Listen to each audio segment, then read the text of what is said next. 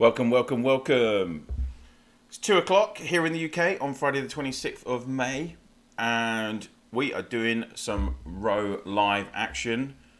Hope everyone's okay this afternoon, or if you're watching this back at a later date over the weekend, hope you've all had a good week. This is my first live stream of Battlefield of Honor All-Star, and we've got our second round qualifier today. Hey Stefano, how's it going? Ciao, ciao. I was in Italy recently, by the way, Stefano. I was in Bologna for 3 nights, visiting the city. Don't know if that's near to you or not. Luckily, I missed the terrible floods that they've had in Emiliano Romagna, but yeah, we were really lucky. So hope you're safe and well over there, if you're in Italy. Is anyone else fighting right now? You may notice, by the way, that I'm not in my normal account. I'm actually in Wargasm's account. She's let me have her account for this afternoon's stream because she's registered for... Ironically, I'm not actually registered for All-Star Championship because the battle times are right in the middle of the day here in the UK, and I'd only be able to play once every third Friday. Which is how like my working rota works. So, how's it going? You all right, Abalirian? Aboliran?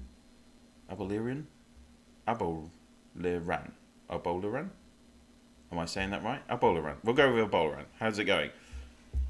That's amazing. I've been to Bologna a few times. I'm from Rome. Oh right, okay. I've had quite a few friends. In fact, my mother-in-law just went to Rome last week as well with her partner, so they said they had a great time and the weather was pretty good out there, ironically, so there you go. Yeah, what am I doing today? Well, we've got 58 minutes until our battle starts, so as you can see above me, we are up against OTW. Their matching score is 114,900. We're at 176,180.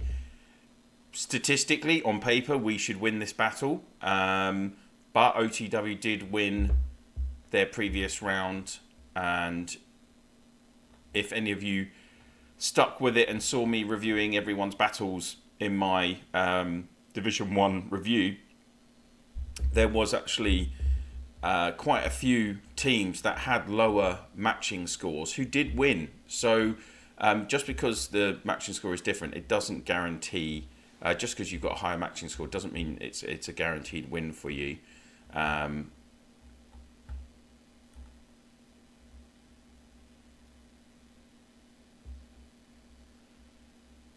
Battleground opens in 46 minutes. So we've got 20 members mobilised.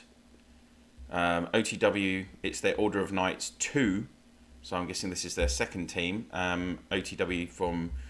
123, and of course we're COH from 90.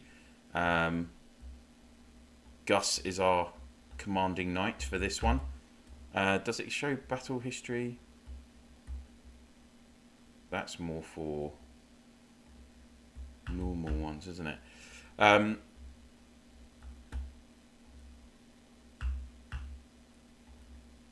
Here we go. If we check out the schedule, so you can see in our group, it's us, OTW, and then we've got TLM from 256 and A4D from 274. And in the first rounds, you can see that we beat A4D by 116,000 points to 21,000.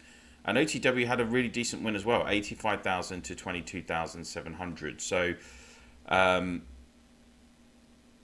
they had the lower matching score in our group. So again, case in point, just because the matching score is lower, you know, a big part of Battlefield of Honor is strategy. Thanks, mate. How are you doing? I'm all good. This is my only day off this week. I've had a really busy week with work. We've got like a whole new EPOS system being installed for our food and beverage offering. We've got like self-payment kiosks and a whole kitchen management system all going in new, so I've been doing all of that, plus obviously there's so much going on in the game at the moment with this All-Star Championship, other developments that we've seen this week from the devs, so Obviously, we've had new hero skins. We've had the hero skin recruitment pop up yesterday, completely out of the blue. So just, loads. Oh, the adjustments to T10 and S troops. Obviously, that's massively skewed. I'm not sure if they've kind of rectified that. I really haven't even had a chance to look on my chat groups today to see what the update on that is. But obviously, T10s were basically smashing everything else out of the pond. Pom pom.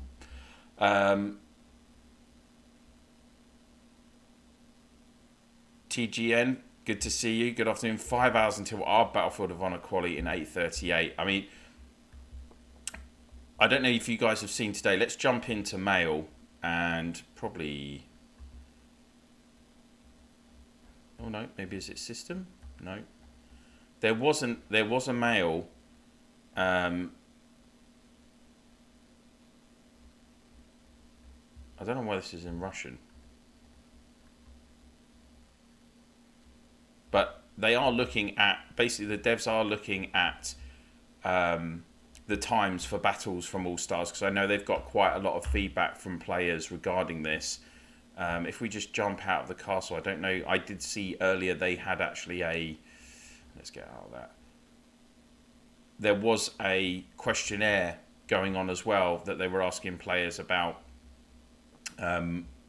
what potential battle times they'd want, because originally obviously they came up with this idea of having the potential of 3 different battle times, but all of them were quite close together really within a 6 or 8 hour period in the day, and you had to choose your 2 preferable times or 2 most preferable times, but then there were reports that some people were still not even getting those because of the way the matchups are.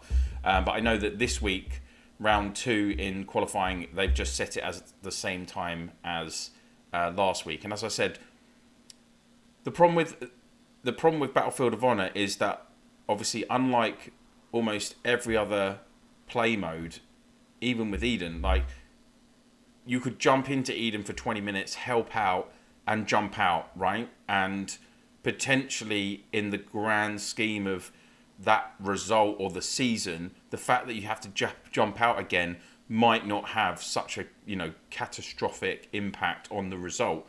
But hey, Ghost, how's it going?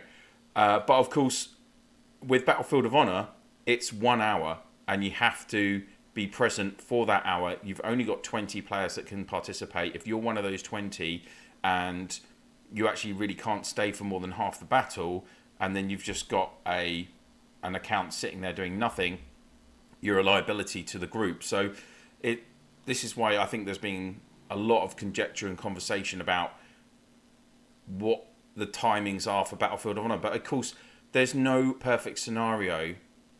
They're trying to make this event obviously divided into divisions, which is suitable, that's logical. But then everyone in those states are split around the world. There's really no perfect scenario where you can get all of your key strongest teams together, potentially again with even just players in the same alliance being all over the world. They might not even usually, that's the beauty of Order of Knights. When Battlefield of Honor first came out, 16 months ago, everyone complained that you could only do it once a week at one time. So with Order of Knights having it 4 slots available every day, that did kind of improve things. At least then everyone could take part, or the majority of players could take part, realistically everyone that wanted to. So that's fixed that solution. But yeah, this is pretty difficult to find the right solution. So it's good that devs are looking at it at least, and we'll have to wait and see what happens, whether they're going to expand the slots available. It's difficult, right? How do you ensure a consistent and fair gaming environment when you've got players playing all over the world? Because I'm pretty sure people don't want to be waking up at 3 o'clock in the morning to play an hour solid, and I'm pretty sure people don't want to be stuck with a battle time that's right in the middle of your working day, because let's be honest, most of us can't escape to the toilet for an hour in our jobs. I'm pretty sure that would be nearly everyone here. Long time no talk. Yeah, obviously everyone knows I don't do regular live streams. It's just on top of doing all the videos and all my other commitments, like having a young family, I just don't have time, unfortunately. I try and do as much as I can, but it's, you know, finding a balance. For instance, on Tuesday, I did a 13-hour day at work, and then I came home and I was on the channel doing stuff on the channel for about 4.5 hours, got to sleep at 2:30 in the morning, and then my daughter woke me up at about 10 to 6. So that's not like sustainable, unfortunately. So I do try and do as much as I can for the channel. I'm sorry it's not as much as probably some people would like, or maybe people are just sick of me by now, because I'm up to nearly 600 videos, and I think I've done 30 or 40 streams over the years. But I would love to try and do at least one stream a month if I can. That would be my preference. Battlefield of Honor, we are in the last week of our first Eden, so most of us have almost no troops left. Really good point, TGN. That is a really good point. Like, for those that are in the last week of Eden, maybe you don't have any left. Maybe say if you don't have T10, but you've got S troops, which are obviously capped. Maybe you've used your S troops in key battles, and they're stuck in your tents. You can't actually do anything. So it's difficult, isn't it? By the way, thank you so much for your Eden series. It helped me so much. You're very welcome. I mean, I'm afraid some of that information will be out of date, because I recorded those key videos about 3 years ago, and those basic Eden tutorials, yeah, they have changed things a little bit since then. So I'm sorry if it's not like exactly what it's supposed to be. But obviously, for those of us that were in the older states, we heard about Eden coming up, and then we didn't have any kind of information about it. I think I was the first row YouTuber to do information on Eden. So yeah, we were all like wondering what it was. And back when we were doing Eden, it was like 24/7. You could hit a building, you could hit a structure basically any time. If you were in a really tight spot against like your opponents, you just got hammered constantly. It was even more demanding than the current setup for Eden. So luckily it's not like that anymore. Maria, how's it going? Good to see you again. Thank you for joining me this afternoon, or morning, evening, wherever you are. So yeah, you might notice that this account has got slightly more power than what my normal account usually has, because I'm in Wargasm's account for this battle. She's kindly stepped aside because I'm not part of our, ironically, I'm not part of our Alliance's Battlefield All-Stars team, because of the battle times are all at really inconvenient times for me. And unfortunately, I can't just be sitting on my phone playing constantly for an hour when I'm supposed to be at work. But I do have every third Friday off usually in my schedule, so that's why I'm here today doing the live stream. And later on in the event as well, I'm planning to hopefully live stream the semi-finals and the finals. I will try and even just amend my schedule or take a day off extra or something, so just to make that happen. So because this is just going to be an annual event, as the devs have said, so I think that's quite cool. It kind of adds more emphasis to it, doesn't it? Like, whoever wins in each division, you will be the champions for a whole year. And then, you know, we can do it all again in 12 months' time. I think, obviously, this is quite a long event. You know, you're only doing one battle a week. It's spread over multiple weeks. We're probably going to end up going into July with this. So I think it's quite good, actually, that you've got this kind of competitive edge, and you are guaranteed that it should be competitive, right? Because unlike KE, where we found everyone, you know, swapping, trading all the time because you don't want to lose your troops, at least with Battlefield of Honor, you know, at the end of the battle, you know during the battle you can go full pelt, attack as many times as you like, because at the end of the battle you're getting your troops back, right? So yeah, it's a really, really good system. Oh, thank you, Ghost, that's really kind of you. Thank you, buddy.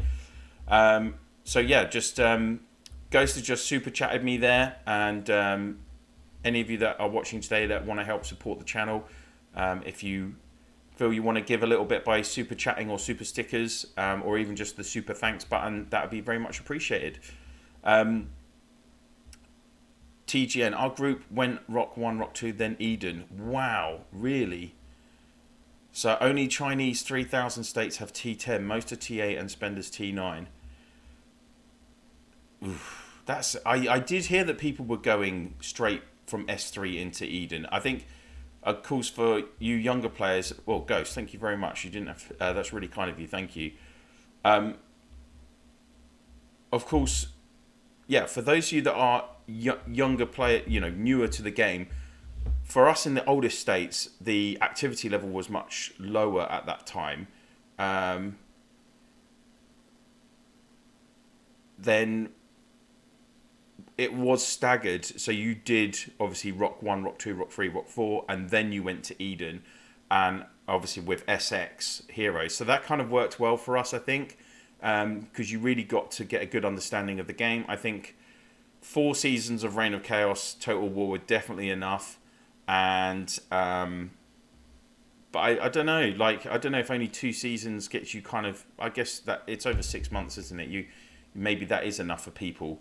But then to go into the Eden format, and obviously for some of us older players, we've been doing Eden for over 3 years now. It would be nice to have a proper change to the main Reign of Chaos battle format, but we'll have to wait and see. I mean, obviously they're looking at this new system, 8-way faction system that some of the younger states are testing. But some players have said to me they're not really happy with that, and a lot of players are giving up. So I don't know what you guys think about that.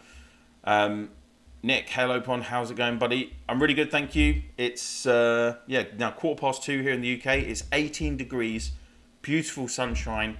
Mrs. Pond came home and we just had lunch, and I was helping her put up the gazebo in our garden because my daughter's got one of her young friends coming round. Baby Pond's got a friend coming round tomorrow, so they can play in the garden in the shade. And I'm going out for a meal with friends this evening. There's a restaurant in our town. I've lived in this same town where I live in the UK for 28 years, and unfortunately one of the restaurants I've always gone to with friends and family is actually closing down. The owners have run it for 30 years, they're retiring. So me and Mrs. Pond and 4 of our friends, we're going for one last meal there tonight, because it actually shuts tomorrow, is their last operating day. So that's really sad. Had a lot of good memories there.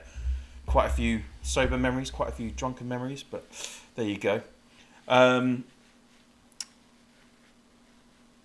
Boring. No Eden for me.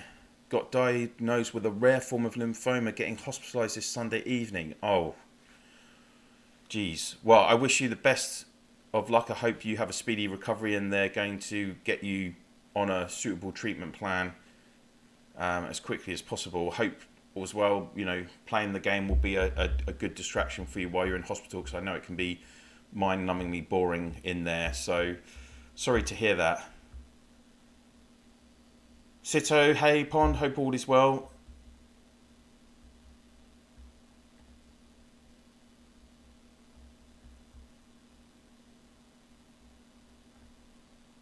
Ooh, she's got a speed one. So guys, what do you think about these? I'd be interested to hear, as we are actually live, what you guys think about these skin recruitment banners. Obviously I did do one in my video that I released last night. I did do a recruitment banner, and it took 150 tickets to unlock the skin, which Wargasm was saying it did take her 150 each time basically. And you do get orange heroes but no other seasonal heroes, and then until you get the skin. These skins as well, they're S1 heroes. Like, I don't think you're really going to use Charles the Great that much. El Fatih you can do, but a lot of the best legions for him have Ramses in as well. So for free-to-play players, that's not going to work. It's hard, right? Hey Hamid, how's it going? Good to see you. What I would say is at least this is another function and method that you can use to obtain skins in the game, right? I mean, I would say that is a positive, and the fact that all players have access to this method. But if it's 100, because I don't know if you guys have seen the chance to get one of these skins in the banner, it's all the way down the bottom. It's only 0.9%. So statistically, you're looking at around 110 tickets on average to get one of these skins. Probably, yeah, it is going to be like 110 tickets. So, and like I said, I know some people have got them in 10 tickets, some people have got them in 50 tickets, and like I said, some people have got them in 150 tickets. So, but the key question is, if you're a free-to-play player or a low spender, you don't even have VIP unlocked, are you going to sacrifice 150 tickets? Particularly if you look at these skins, they are available from S2. So if, say, you've only got 200 tickets because you're free to play and your alliance don't win many Clash of Province days, are you going to sacrifice potentially 75% of your tickets to try and get one of these skins for a hero that you probably don't have maxed? Or are you going to save your tickets to use on the S2 hero banners, which have Immortal and Beast Queen, who are absolutely key heroes for the next year or so of playing the game? I know which one I'm going to choose. I'm going to be going for Immortal and Beast Queen every single day. So I don't know even if, these skins, how much is it for 150 tickets if you're buying them in packs these days? Is it like $400 probably? Maybe $500 for 150 tickets? Maybe it's not that much. I guess we've got all the monthly offers, haven't we, which are cheaper. So, yeah, like $5 pack there. It's not that much. But I'm not sure even that would be the cheapest way, unless I know some people maybe have spent more than $400 to get a skin. It just depends what other skins they're going to try, right, I guess. Nick, well, I think it's nice because you can get a biography skin just with some tickets. Small spenders like me have found it very useful. Oh, okay. Well, I'm pleased to hear that then. I'm glad that people are finding it useful. Don't get me started on ruddy heroes. 150 tickets yesterday trying to get a Beast Queen or Rosen copy, and 5 leg repeats in my first Skybreaker. Yeah, it can be infuriating. Hi Pond, have you seen Ramsey's new hero skin as part of the Roses event, Corcat? Yes, I did. Oh, by the way, hi some kind of Latin dude. Yes, I did see that. Where is it? Is it hiding? It's in Benefit Center, isn't it? Maybe I needed to start the game again. But yeah, I have seen that. There's a Ramsey's, and it's a really strong one as well. It's going to need the advanced bio seals, and I think it adds like 3 or 4% extra damage from max bio attributes. I'm not so infused about the inheriting skill. I don't think that's as good as it could have been, because I think it relates to Ramsey's second skill, doesn't it, where it gives the extra basic attacks. I don't know if I'm in Wargasm's account, so I'm not sure if she's got Ramsey's. It doesn't look like it. Let's just scroll down. No, she doesn't. I need to do a first look on the SX16 heroes. Here we go. Favor of Anubis. So, bio attributes, an extra 15% might, 15% defense, what you kind of expect. 12% tactical might, 12% tactical resistance. So that's both significant as well. 12% HP and 4.5% extra troop damage. So that's really nice.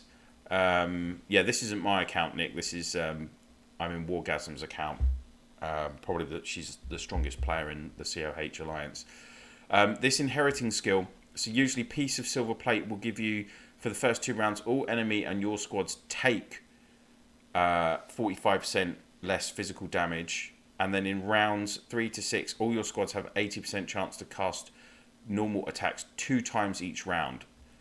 Which obviously is really good if you're putting this with like Reaper, for instance, who is going to do... who has really powerful basic attacks.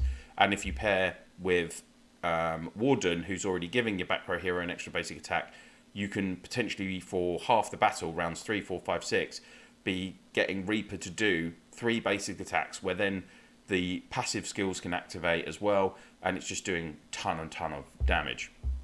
The improvements to this is that it changes for the first 2 rounds, all enemy and your squads take minus 45% damage full stop, rather than just physical damage. So if you're up against, this is beneficial for this combo if you're up against obviously combos that do a lot of damage in terms of skill damage or counter-attacking damage. So for instance, if you're up against the Aslan healer Reaver combo, that has a lot of skill damage from Reaver. It has a lot of return damage from Aslan, that's potentially going to mitigate a lot of that damage. And obviously the trouble with archers is that they die so quickly. So that is actually quite good in certain scenarios. What I would have liked to have seen, considering that this is going to be a premium hero skin, is I would have liked to have seen this in rounds expanded. So maybe it went from 3 to 7, or changed from 2 to 6, or 2 to 7, like actually increased it maybe 2 rounds. That would have made it much more OP. And then the preserving skill, the hero squad takes minus 10% skill damage. Again, that's what you want to see. That's good damage mitigation from a skin on top of everything else you're going to have. The hero's legion, everyone's going to gain a bit of might and resistance, but again, I always think this is pretty negligible, even though that is much bigger than what you'd see on a normal skin. On a normal skin, usually it's like either 2.5% of both, or it's 5% of one of them. Yeah. We'll have to wait and see. I mean, let's just go back to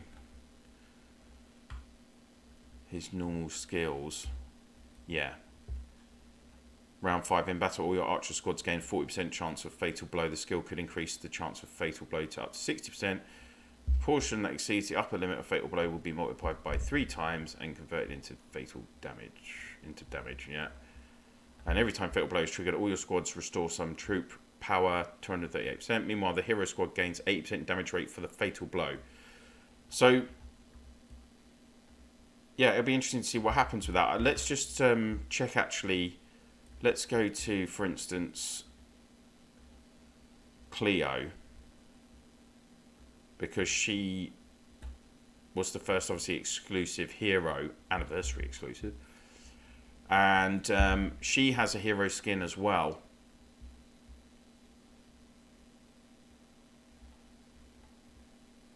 And her bio attributes, oh, it's the same, isn't it, by the looks of it? Yeah.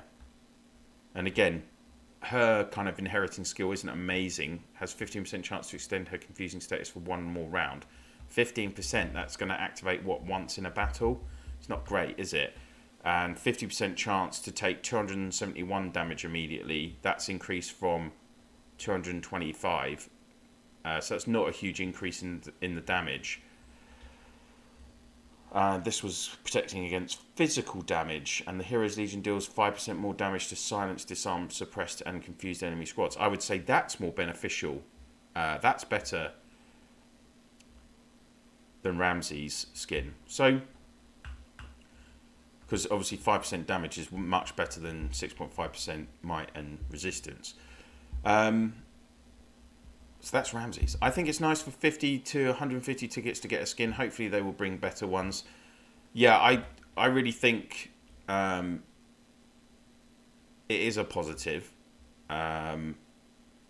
Particularly when, you know, everyone was getting, at the start of last season when they brought out the skin store this time, and you were all the skins were guaranteed, but they put the cost at 1,600 skin coins, which is just too much. Like, basically very few, a tiny proportion of the players on the map, the ones that were in the top faction, the top alliance, the top guild, and then I think you had to be either, you know, in the top 20 rewards of that. I think you only, and maybe it was the rank 2 alliance as well in the similar section, top faction.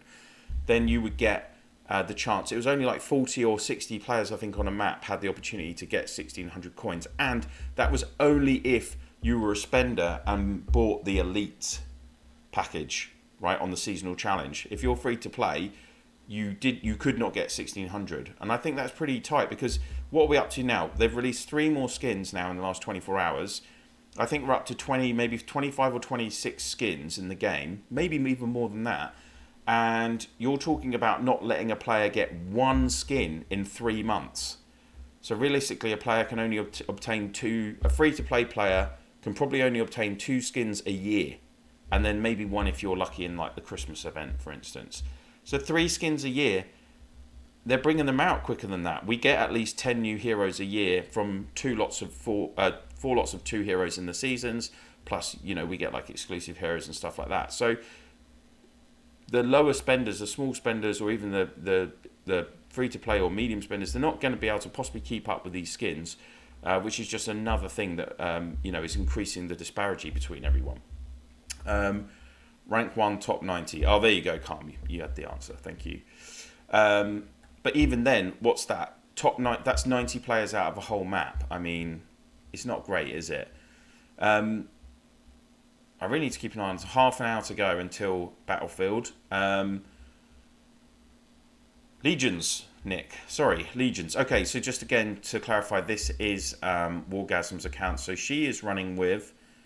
She's lucky for her. She's got the Reflection of the Dragon active, and she's got a T4 dragon, I think, as well.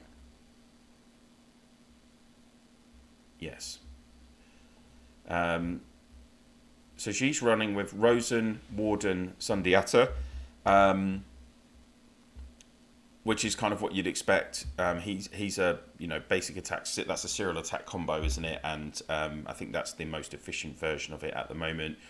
Then of course we've got Aslan Reaver Healer with the Reaver hero skin. Max, she's got Rosen's hero skin Max, working on Wardens because these ones are really expensive. That's an elite one, it's really expensive.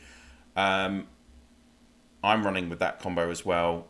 I'm running with that No, I'm not running with that combo because I put Warden in my defensive. I'm running with Warden and Sundiata. I can't remember who the other hero is. And then Jean d'Arc, El Cid, and Ava. Yeah, and then one of the newer combos we've seen in the last kind of 3 months is Hunk, Sakura, Esselfred. A lot of early damage. So that's not really that unsurprising. Some kind of that do. Free-to-play players haven't been able to keep up with the game for the last 2 years, in all fairness. Yeah, that's very true, to be honest, Latin. I know what you mean. Cheeky question. Feel free to move past. You have starter heroes. Hey, Kasone. Good to see you.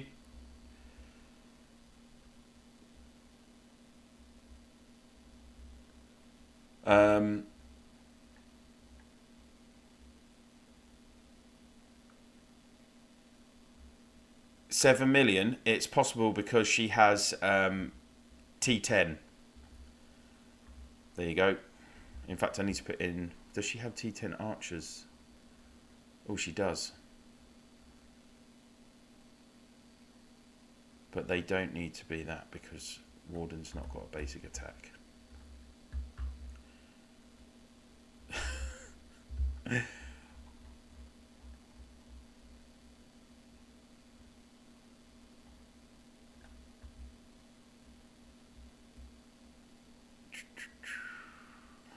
So that wants to go there. Oh no. That wants to go there. That wants to go there.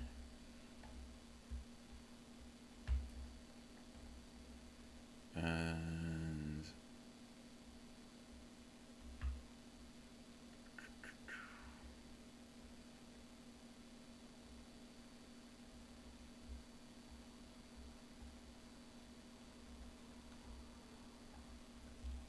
actually, what's Sean doing? Damage. Round of pep. Yeah.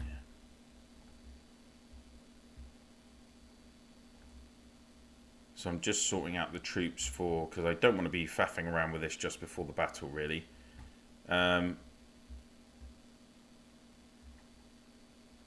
What combo to start developing first? Oh, blimey. Early in the game. Yeah, T10 have more. T10 are the meta troops right now, Nick. Yeah. Using Cav. Oh, Wallace Heron. Okay. Let me just sort this out. Empire Defender. Empire Defender. Empire Defender.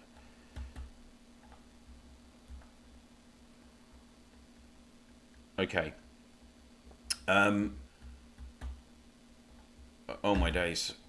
I need to get up. It's been such a long time since I was looking at basic orange, but I'm pretty sure if you remember back to those days, then the best kind of early combos are usually North Rage or Orochi, even though they're not going to be called that anymore, are they?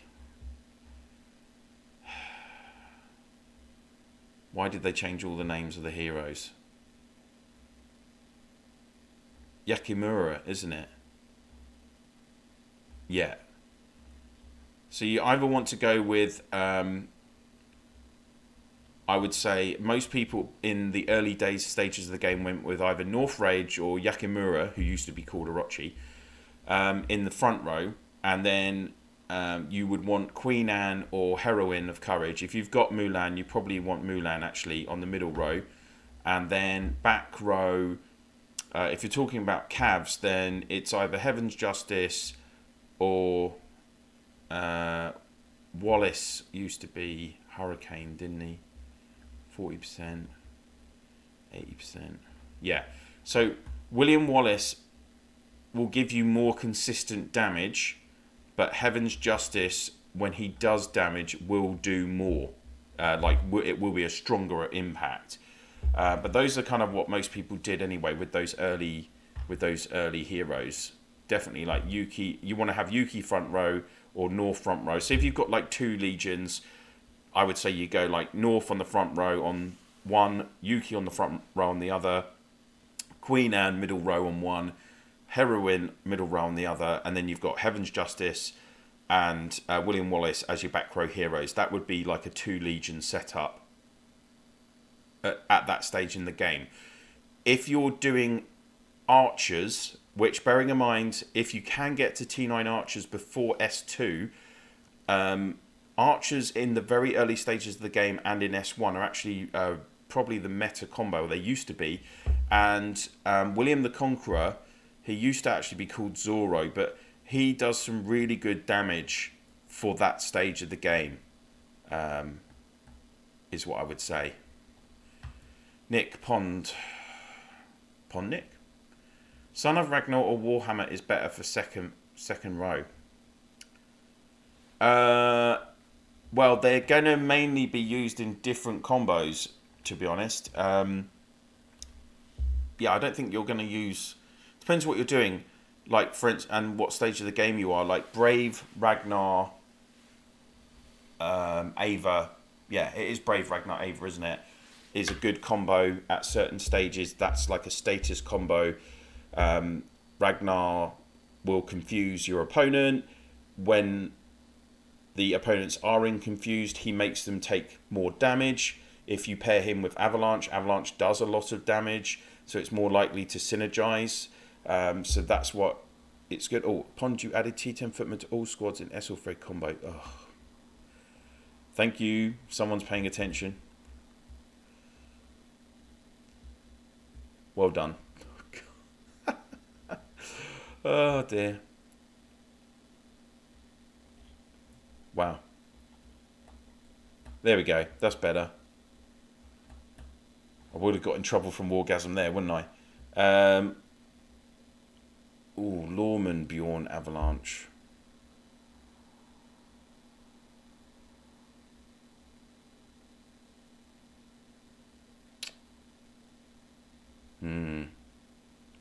I mean, to be honest with you, I don't really use...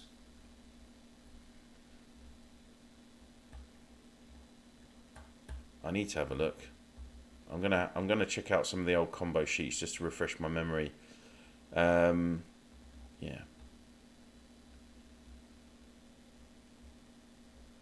Let's have a look. I mean, a more common... Yeah, I guess you would go with Lawman, Warhammer, I would say. It's minute differences. I guess, yeah, if you're going with Lawman, probably go with Warhammer and then have Avalanche. That's like quite a balanced combo. Yeah. Oh, Pontail, you made a mistake. Last troops, you need archers, not footmen. Yeah. I've got it, guys. Don't worry. Thank you. Oh, we've got some Arabic.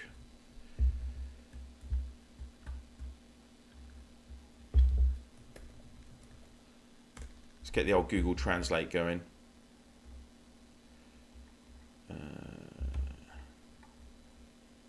Auto detect.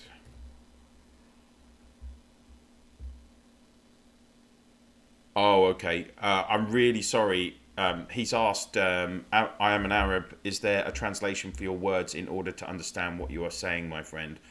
I don't have anything in terms of translations. No. So, oh, we got an Arabic in the chat. Yeah, that's what I'm saying. Yeah, that's what I'm saying, Nick. That's what he was just saying. He's asking if it's possible to translate into Arabic. I don't think so. I'm really sorry.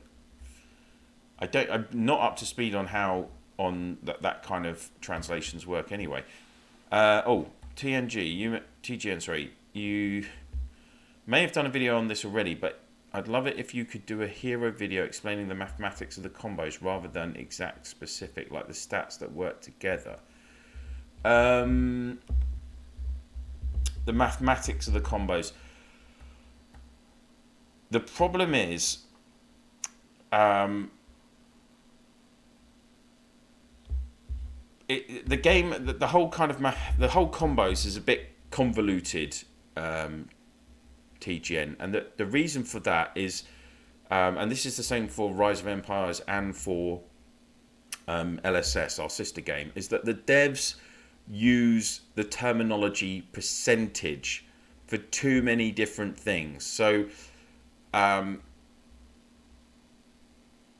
instance, let's just take Rose Trials skill here. So, in this instance, they mean 30% can be taken as a true meaning of the percentage, right? If you try doing this 100 times, if this skill tries to activate 100 times, 30 times it would work, right?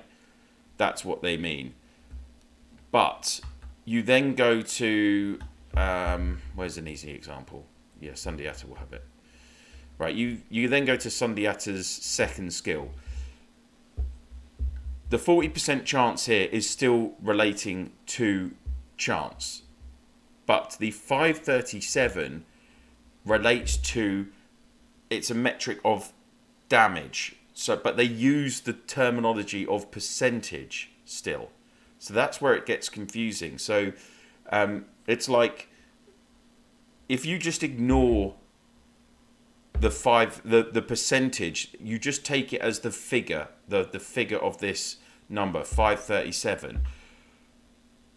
But where it even gets even more confusing is that if we go back to Rosen again on her 8th skill, it says they take 12% extra damage. But then again, that's not 12% on top of whatever that figure was from Sundiata, right? So it's not 537 plus 12, as in 549%. It means it's another 12% of this total 537 figure. So 537. So it's actually giving you. It would make this skill do about 598% total damage. If you just, sorry, ignore the percent. It would do 598 damage. Just take it as the key number. Akash, good to see you. Thank you. Good to see you. Val, hello. Welcome back. Mohammed, thank you for joining. Hope you guys are all having a good day. I'm just going to jump back onto Google Translate to see what our Arab friend is saying. I'm a big fan of your channel. Don't skimp on us with translation, my friends. Stay fine. If I can think, well, firstly, thank you very much for watching the channel. I really appreciate your support. If there is a way to work it out, I will have to do some more research. I appreciate. I haven't done a lot of like improvements to kind of the look and feel of the channel. Probably in the last year and a half. I just, unfortunately, just too busy with normal life now. Because usually when I've done improvements previously, I would invest quite a significant amount of time in working out those improvements. So,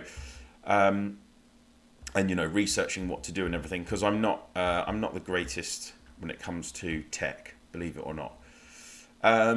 With good research, can normal orange heroes beat seasoned heroes, Akash?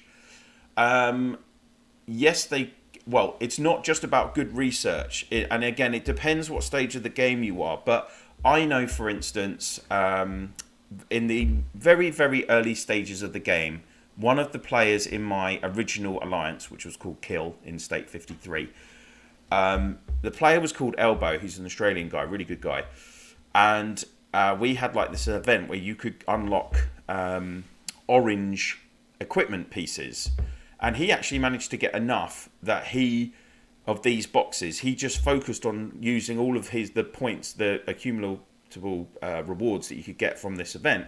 You can turn on CC in your live stream settings. YouTube has an auto close caption setting. Oh wow, okay. I'll have to check that out for next time.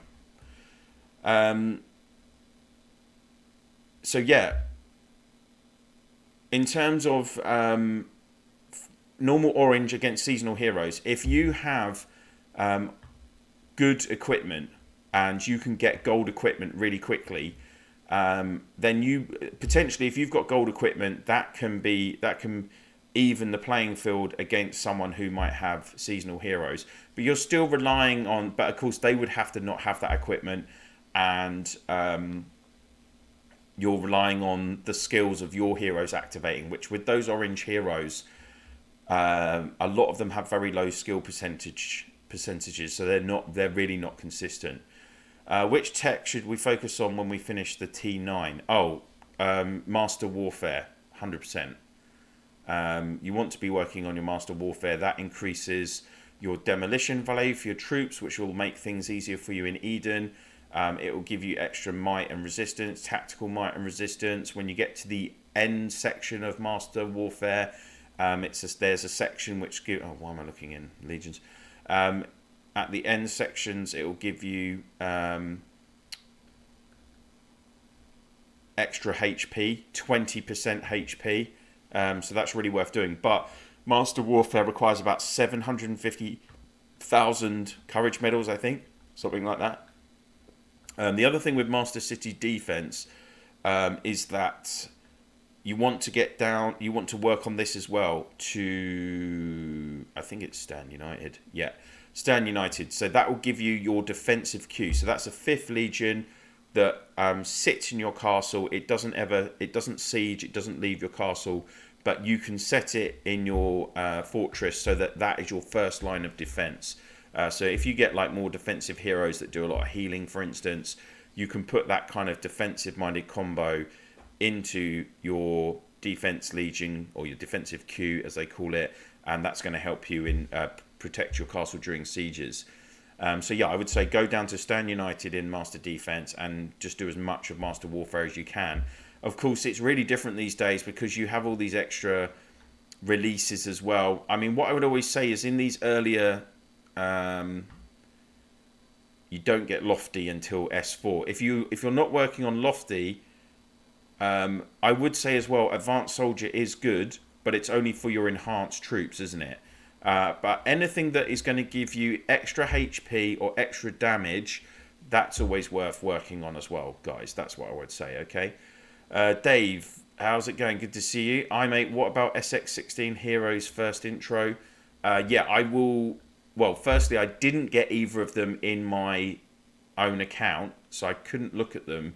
And I think they've only just now gone into the main code, as in you can see them. So yeah, I'm pretty sure Wargasm, yeah, she's got them in here, but I didn't have them in my own account. So I need to look at that.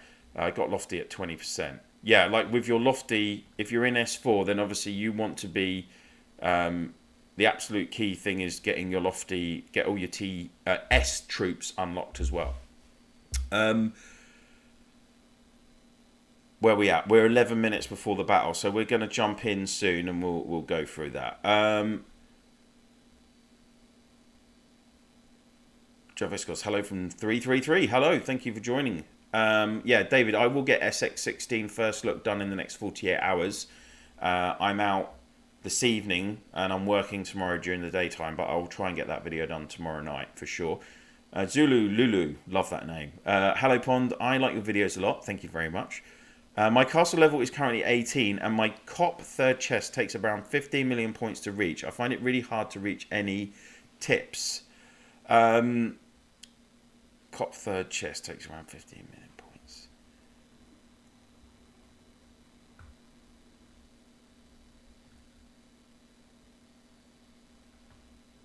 Well, for instance, it's always worth, if you're doing like building day, for instance, it's worth working out the buildings that will give you the most points increases. So I'm guessing, Lulu, you're quite early in the game. If you just want to like make sure you, when you click on a building, if you go to details and then more information, you'll see on the right hand side it's got the power, the building power. So every point of increase on power on Tuesdays for building day, that gives you points, Clash of Province points. So but this is not a consistent amount for every type of building. So different buildings give more power. So my top tip would be, like, for instance, in this regard, you on a Tuesday you check this. Like things like crystal mines give good amounts of points, for instance, earlier in the game. All of your kind of, where is it? Garrison. The garrison hall gives good points. When you're later in the game, enhancement camps will give good points. Spy room, supply station, all those kind of tactical buildings will give good points.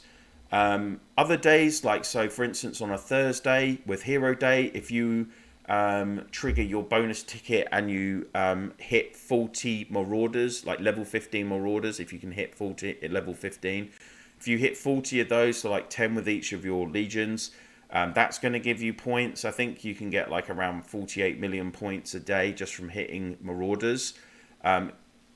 Of course, you wouldn't be doing many, you can't do many rallies that day if you're just focusing on Marauders, but that's another option.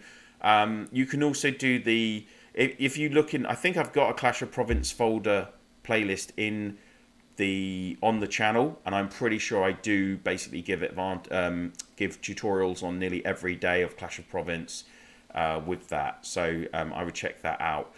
Mexicana, how's it going? Good to see you. 761. Whoa, we got 8 minutes left. Let's go. Let's get into that battlefield. Otherwise, I'm going to get in trouble. So, Battlefield of Honor.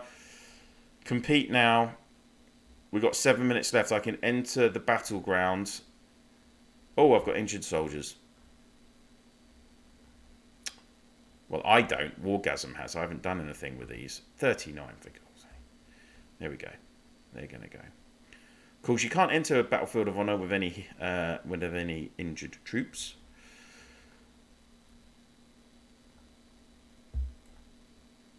Here we go. Christy, is it true that devs will make T10 unlocks at C28? Yes. So they have already done that.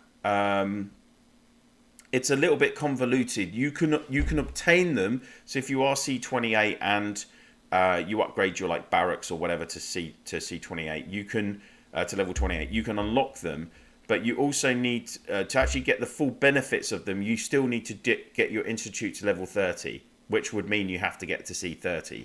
So you kind of get limited access to them in that way. Oh wow, there's 10 of us and only one opponent so far. 11 of us and only one opponent so far.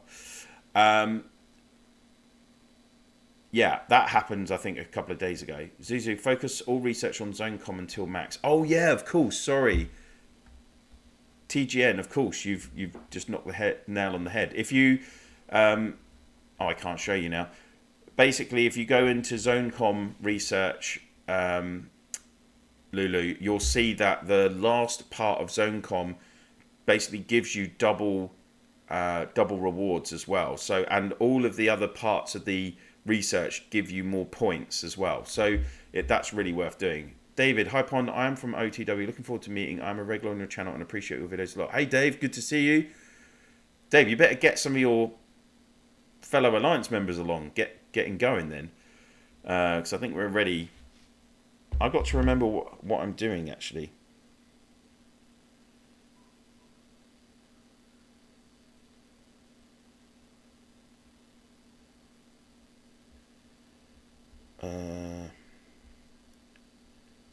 Viber.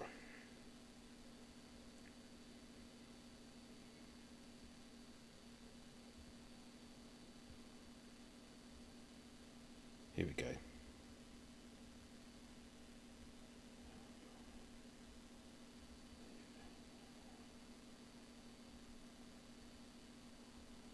Yeah. Okay. Varun, made it here right on time. All the best, Pon. May the force be with you, young Padawan. Young? God, I'm not young anymore. Next birthday's the big 440. Ouch. Big V, what's up? Big V and I have an agreement that I will mention his name a certain amount of times during the stream. So he's already on there. So you can check it. In fact, he's right, just sitting behind Wargasm's account there. So we've got Hassan, Lord Abel, Marvel, XOX, Nastia, who's our one of the main R4s as well. BM 2020 Tabe, Daywalker, Shiva, and Gus all with us. So Gus, Nastia, and Wargasm basically do all the organising for the Alliance. They are extremely, I'm not just saying this because I'm part of them, but they are extremely organised. Our Eden season last year was really, really well done. So again, I just want to publicly give them a shout out for that. Age is just a number. Very true. Very true. I think it's more having children grind you down more than actually just being a year older. That's what I would say. TJ, I love Battlefield of Honor. I get so hyped about it now. Good luck. Thank you. I mean, I think Battlefield of Honor, you know, we were screaming out for a structured, quick kind of game mode, and Battlefield of Honor does work really well in so many ways. Hopefully we won't have any issues today, because I know people often have issues with display issues or scoring issues, that kind of thing. So of course you can see that we are on the left of the map, and you want to cover the map as much as you can. You want to get to the sanctuary to take the runestone, which will be available in 17 minutes because it starts being available 15 minutes into the battle. Other ways that you can get points from Battlefield of Honor is obviously by gathering crystals. In fact, if we just click up here, it'll tell us, right? You can escort score relates to. Oh, please don't hang your hand on the table. The noise carries in your microphone. Oh, sorry. We level up. I like that. Occupying score is when you're actually occupying the buildings. Territory score is for when you're taking the territory with your outposts. Gathering, as I said, and then your total defeated and total healed relates to, obviously, if you kill opponents' troops, either by attacking them when they're garrison any of the buildings, or you can just do direct. You can just do direct attacks as well, obviously, on castles. The marching time is a bit slower here as well, so gaining territory is pretty key in Battlefield of Honor. And your kind of indicators here, obviously, on the top line is the actual number of players taking part from each side. You've got teleports. You gain a teleport every few. I can't remember how it. Certain buildings will give you teleports initially when you first take them, and then periodically. And the bottom icon is displaying how much territory you hold on the map. So, and then these are your crystals that you use here, which you use to build your towers. So we're going to start in 20 minutes. I hope the noise is a bit better. Hopefully, fingers crossed. What I love, just talking about being older, I'm on, like, I don't know if any of you are on the kind of, I think it's 80s and 90s video game group on Facebook. I love looking at that and people sharing old games and stuff. Sacred crystals have just spawned and we're off. Okay, let's go. So Sentry Tower out. You want to go and get your Sacred Crystal Mine. Let's go. And of course, everyone's going to pretty much gather first.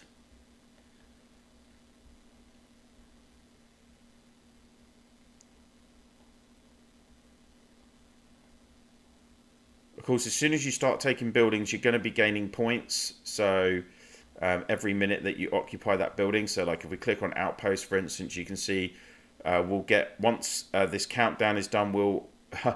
I know, it doesn't look great, does it? Come on, OTW, where are you guys? Who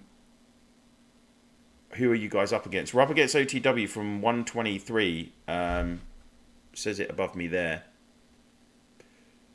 But I don't know why they... maybe they knew I was doing a stream and they didn't want to take part. I don't know.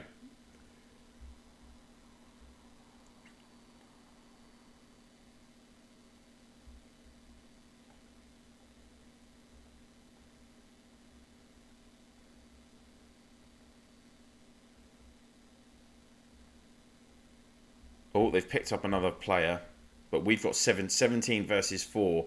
Again, a key thing about Battlefield of Honor is participation. If you've got this big a disparity in the number of players playing, then you know we're going to win either way, because the other you've got 34 legions versus 10 legions. It's impossible. We can just literally garrison all the structures and they're not going to be able to break us down. So yeah, it's a little bit of a shame they don't have more people turning up, but we'll wait and see. Oh, they're up to 6. Come on, guys, let's make it a fight. I'm really surprised because they obviously won last week and they won by a good score, so they must have had good participation, and it's the same time as last week. So I really thought that you know, it was going to be close.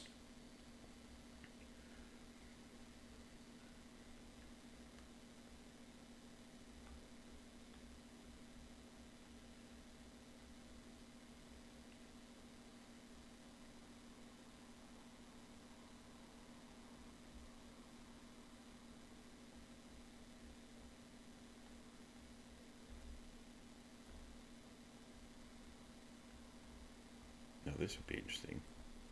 Well, it will.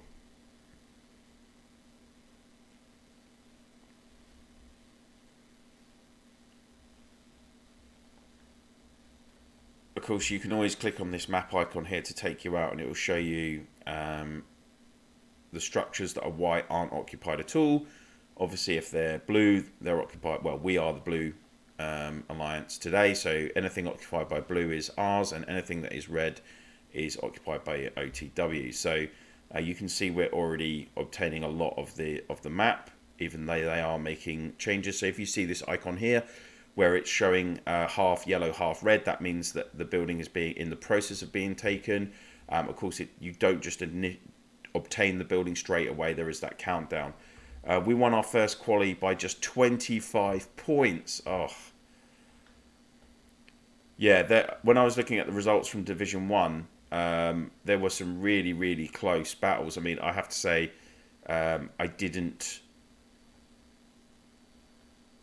look at all 1,000 and whatever results there were. It was just too much.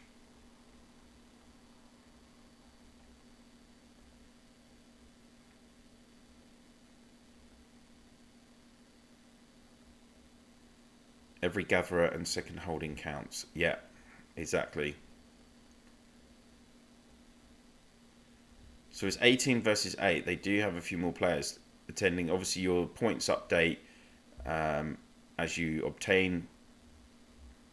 Oh, I think it's me.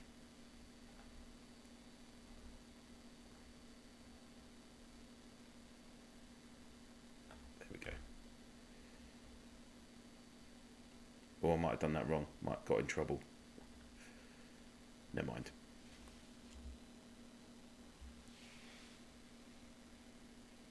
What's the group COH is in for All Stars. Oh, we're in Division 1. So we're from State 90. And we are in Group 45. If my memory serves me right.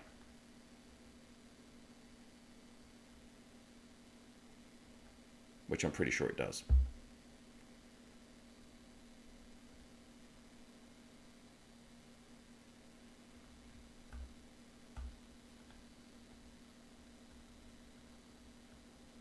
So, of course, your relays as well are key buildings.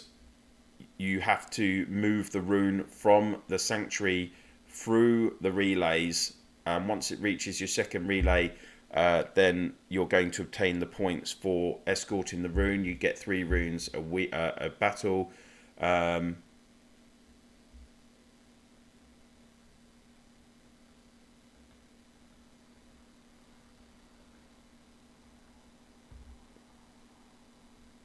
So you can see we've got 20 teleports now.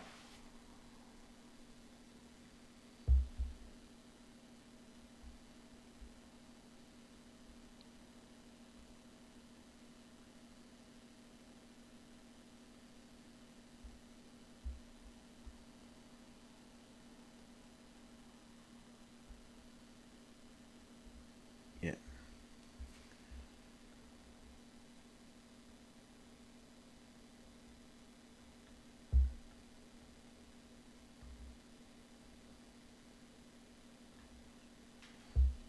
Now, sorry, I'm just looking at instructions at the same time.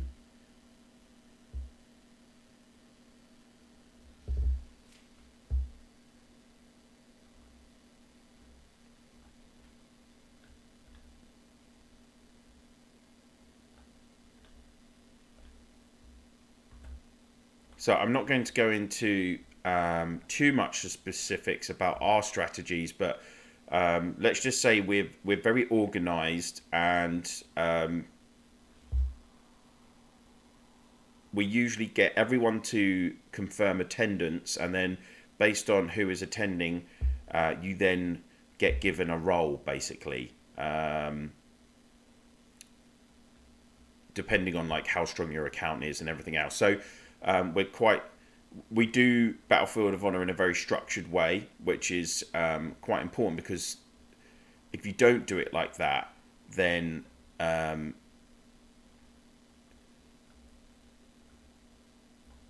it's difficult to stay coordinated. Oh, yeah, we'll go with that.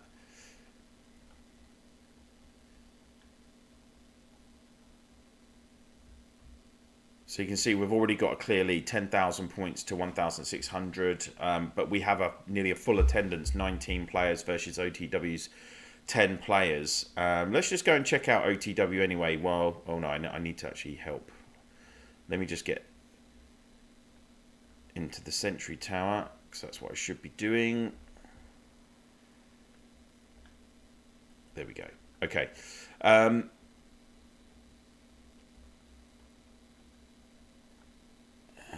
Let's go there. Cool. Let's go and check out our opponents anyway, OTW. So they're following the same strategy, building some sentry towers across to the center of the map. We've got Kimmy here, 433 million power, 1.2 G troops killed. Lord Glenn, 296 million. Ranana, 600 million power, which is pretty good. Doesn't kill a lot. Only 116 million troops killed. So more a lover, not a fight. More a lover, not a fighter.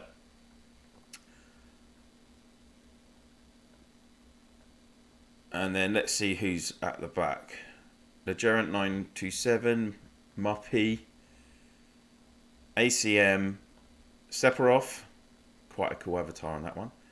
Gandala, and Lewis. Whoa, Lewis, 2.2 G of kills.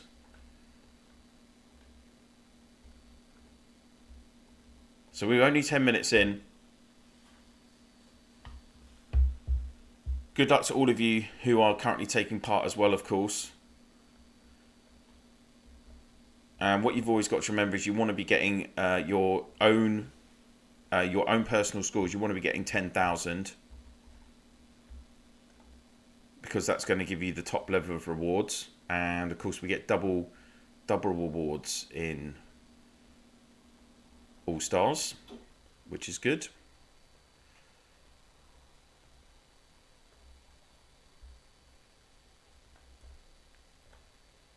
Apologies to my teammates, Big V and others, if I'm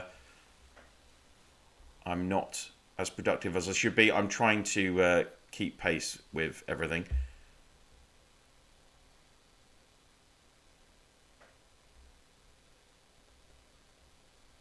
So it's actually pretty close, the territory. We've got 4%, they've got 3%. So they are building quite a lot of sentry towers. And of course, sentry towers are important because that allows you to teleport into that area. Unlike other maps, say your home state map, you can teleport anywhere on that map. On the Battlefield of Honor maps, you have to teleport within your territory, which is denoted by the sentry towers. You can expand your territory by building more sentry towers, but it always has to be adjacent to the previous. So some of the guys are already, and obviously this is one thing you want to do as well, is kind of command your area.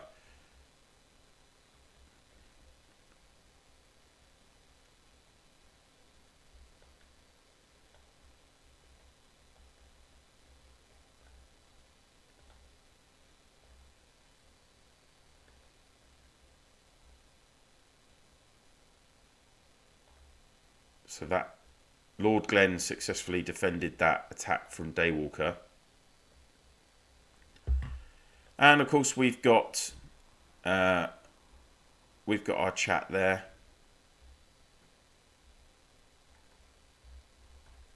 So you've got the battlefield, you've got your alliance chat, and then you've got your Order of Knights chat as well.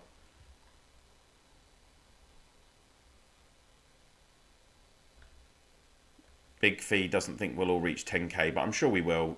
Hopefully we can attack them.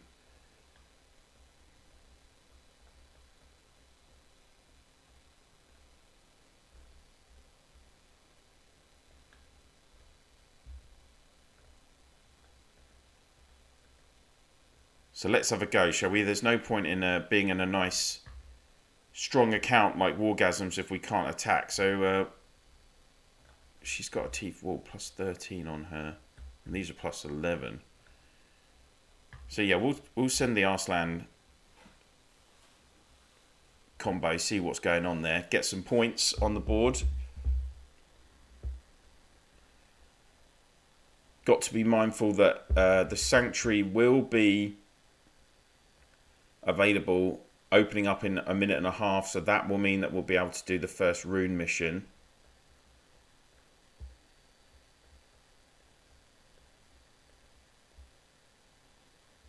Oh, I'm way back here. I need to move in a minute, otherwise I'm going to be in trouble.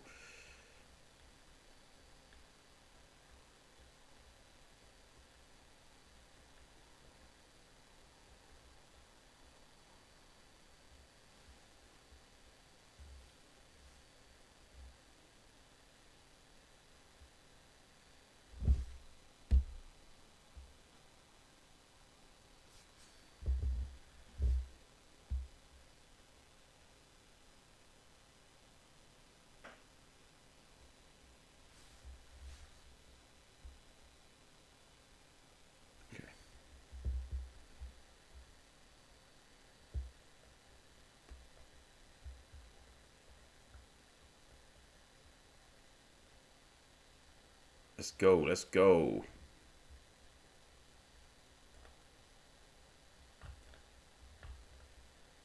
So I won that battle against ACM. Oh, 11 million power. Ouch. This is what it's like to be a super spender. So Wargasm's got a really strong account. So yeah, 20 versus 11, I know. Sorry, it's not a more even... Oh, 20 versus 12 now. It's not a more even battle, but it is what it is. I'm going to teleport over here now.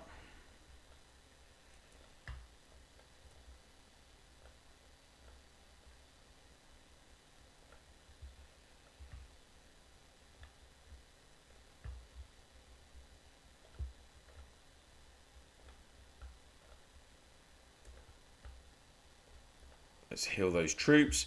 So, of course, now you can see Tabe's doing the rune escort mission. So she clicked on the sanctuary to claim the rune, and then you want to be escorting the rune through your relay. So she's already got the rune to the first relay, and then it is basically stationed there for a period of time. You can see the time is counting down. So I've garrisoned a legion in the relay to help protect it against the opponents who are trying to attack it. But if you look at the times, 52, 51 seconds, they're not going to get there in time. And now the rune will move on to the next relay.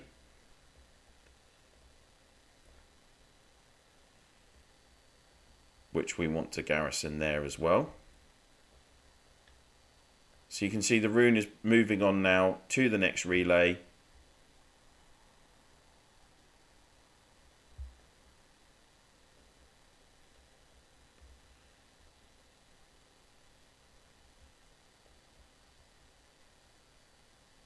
And in terms of score, we're a quarter of the battle through. We're on 25,000 points. I think you saw some of the top scoring teams were picking up about 130,000 points, which is, you know, pretty huge. We're going to be close to that, I think, if we're already on 25,000. Hey, Ahmed, good to see you. And they're not attacking this relay, and they're going to be too far away anyway. So we're going to take this first rune in the battle, which is going to be going to help. Well, they are attacking it now, actually. 1 minute. But it's going to take a minute for them to get there. It's too slow. It's going to be done in 25 seconds. I don't think you'll need to use gems to heal, considering what you're up against, lol. Well, I'm just like keeping the full count of troops because I'm using Wargasm's T10 troops, and I'm not sure.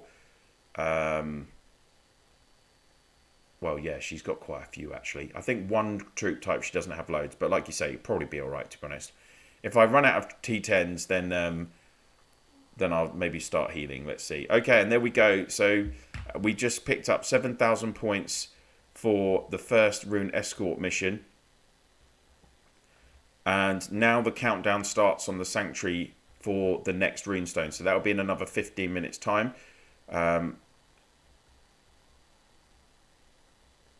So I will just keep the troops in there for now. We'll recall them actually. Let's have a look at some battle reports. So Kimmy attacked while I was garrisoning.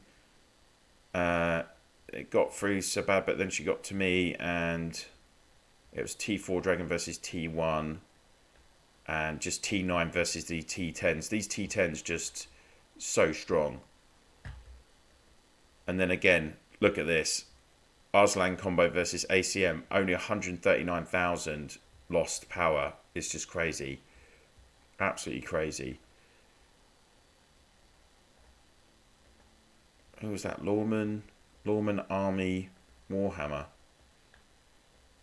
What kind of skill? Oh, look, 244,000 skill kills. Whoa. Very nice. Okay. Let's check out the map, what's going on. We have nearly everything. 1,434 points a minute.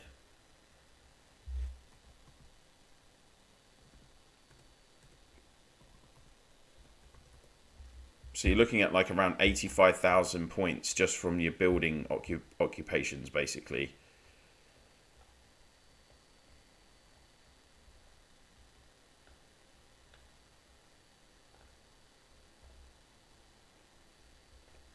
We'll go and gather some more.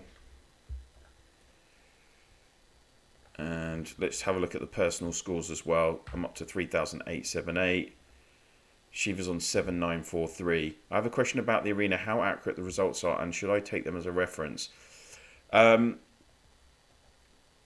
I mean, it is always worth it is always worth taking into account what's going on in the arena. It depends on. Well, the good thing about the arena is actually you can obviously check what combo you're going up against. Like you get 10 choices, don't you? Plus what other people hit you with. So there's a couple of things you want to think about though. Is that there are still other variables which will impact on results in the real world, like in terms of during KE, and also how you've in Reign of Chaos on the Eden maps, how you've got your points set up. Are you full red spec, for instance? You need to attack more now, Pond. Oh, I know I'm going to, or try to.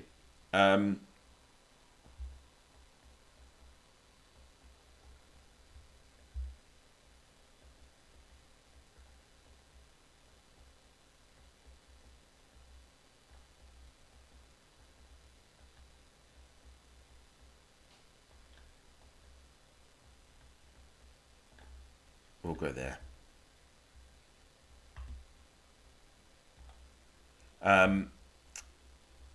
Yeah.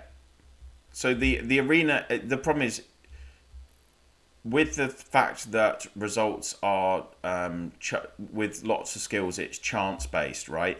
Not everything is there's very little that's guaranteed. What is guaranteed is that Arslan is going to counter attack you. So results relating to an Arslan healer Reaver combo, those are actually most likely going to be quite consistent results. Other than that, it's not always going to be. You could, depending on which combos are fighting each other, you could have quite a lot of variances in the results because of the chances on the skills. If you're doing if you've got T10 troops and you're up against weaker opponents, then obviously you're not going to be. You're probably going to get like a consistent strength, kind of consistent result because the differential between you and the other is so strong. So yeah, it all just depends on the scenario. But arena is pretty good. I think at least it's somewhere where you can try and you can use Gathering Legion for gathering. Do not need to use your War Legions. Oh, I know.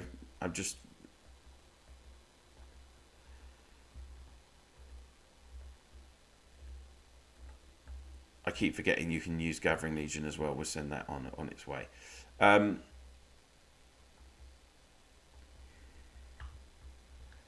are we at?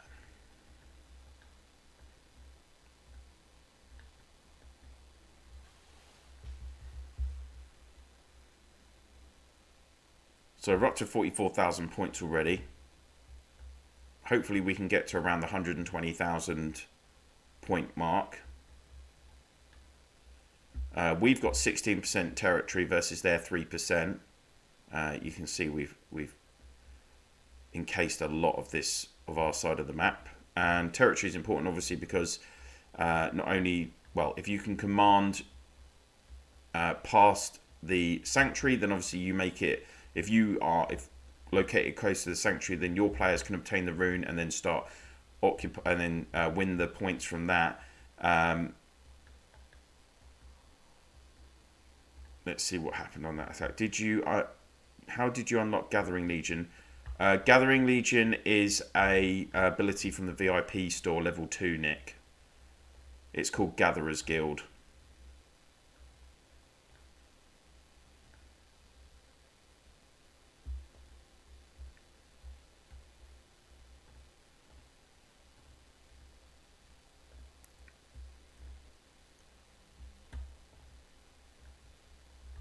We're up to 6,000 points, so we'll just need a couple more attacks, hopefully.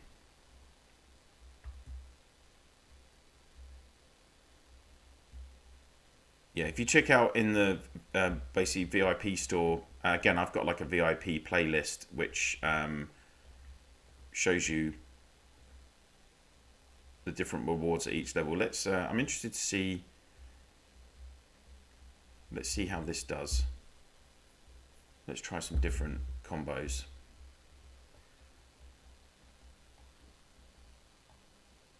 And of course,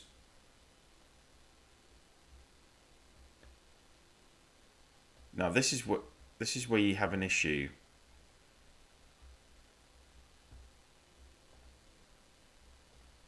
Where if you don't let them, if they're not acquiring any of the buildings, they're not generating any teleports, then if you zero all of them and they go back into their home fortress zone, you can't attack in those zones. So the only other way you're going to get points is if you're defending buildings, right?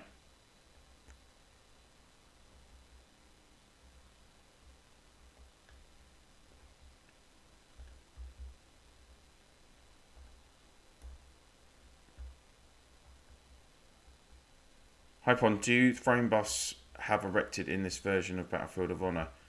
Ooh, I don't know actually, Dave. That's a good question.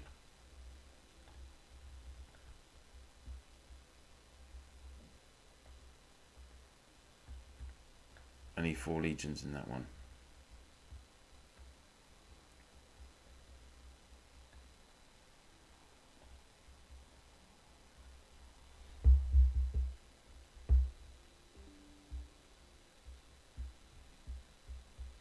Still need 2,400 points. Poor old Gus has only got 1,200 points. How many's Big V? Big V's got 6,300.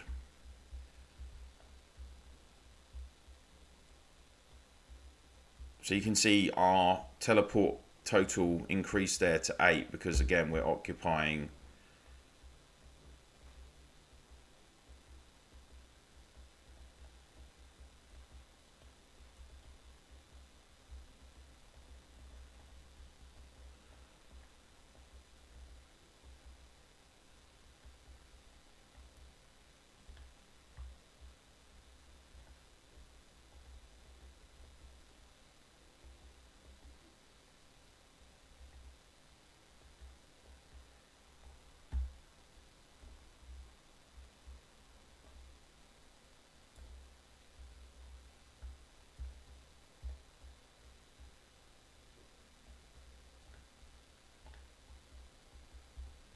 this account remind me when I attack my farms. I don't care. I always know that I will win. I know, Christy. I know. Tell me about it. It's well, Wargasm regularly gets to. Oh, it's a completely free to play account. Fair enough, Dave. Yeah, I know. Wargasm is just. You know, she's spent a fair amount on this account, shall we say? Yeah, I think that's the best way to term it. So she, and she does have a very strong account, as you can see, like T4 Dragon. Obviously, she's got Reflection of Dragon, quite a few hero skins. You know, she's got Jeanne d'Arc, she's got Cleo, etc. So yeah, this is a really strong account, and like in S90, she's regularly getting to the semi-finals or final of Heroes Duel, for instance.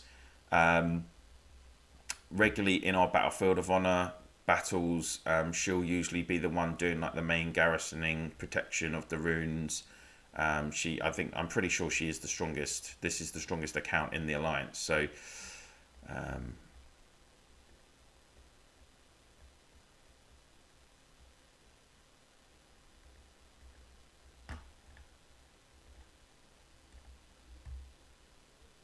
so we're now defending that outpost. We're up to 57,600, 700 points halfway through, plus 2 runes to go. So yeah, we're on target to hit maybe 125,000 points, 130,000 maybe. Would be really good.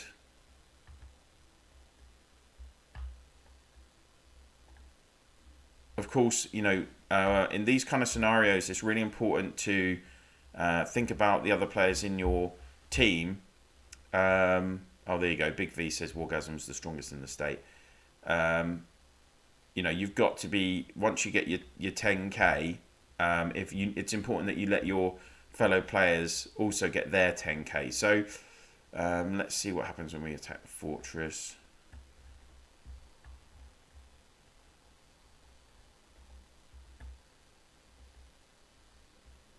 mean, she's upgraded nearly all of her gear as well. It's just, yeah, crazy. But I'm very lucky. I know it's uncouth to discuss dollars, but some of these accounts could have bought a house or entire street. Well, I know for a fact that, and not this account, but I know for a fact some of the top spenders in the game have spent over $500,000 on their accounts. So, I mean, Akali did say, I think he spent like $160,000 on one season or something, one ROC season. And obviously he's been playing the game for like multiple years. So, and he's got what, 5 super strong accounts or 4 super strong accounts. So, you know, you can make of that what you will. Oh, 8,000 points. I'm not quite there yet.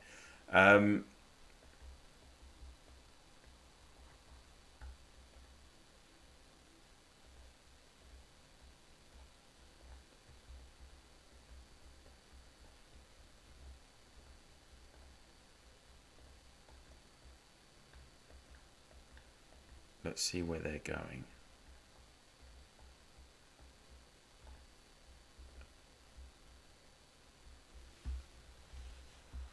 Yeah, I mean, a lot of money spent on this game, that's for sure.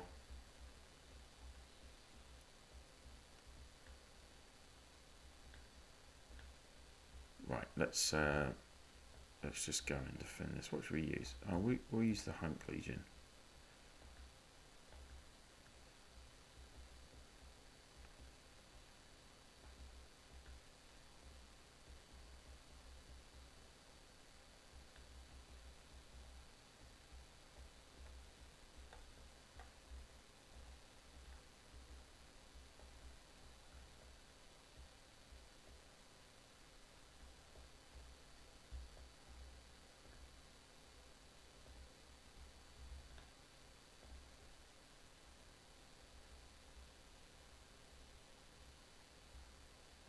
There we go.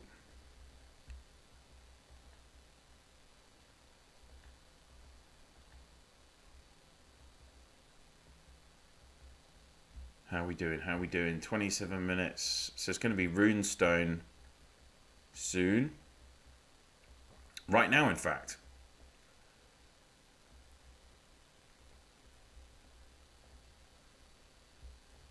That's fine.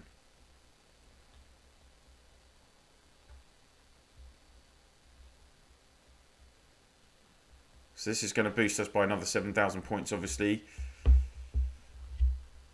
66,000 to 6,000. 500,000 is an understatement. Over $1 million spent on quite a lot of accounts. 200k in a season often happens on those super spenders when they go crazy. Yeah, there you go, JD. If you have it and you enjoy it, fine. But I fear there is an element of gambling addiction. But let's stop the negative talk.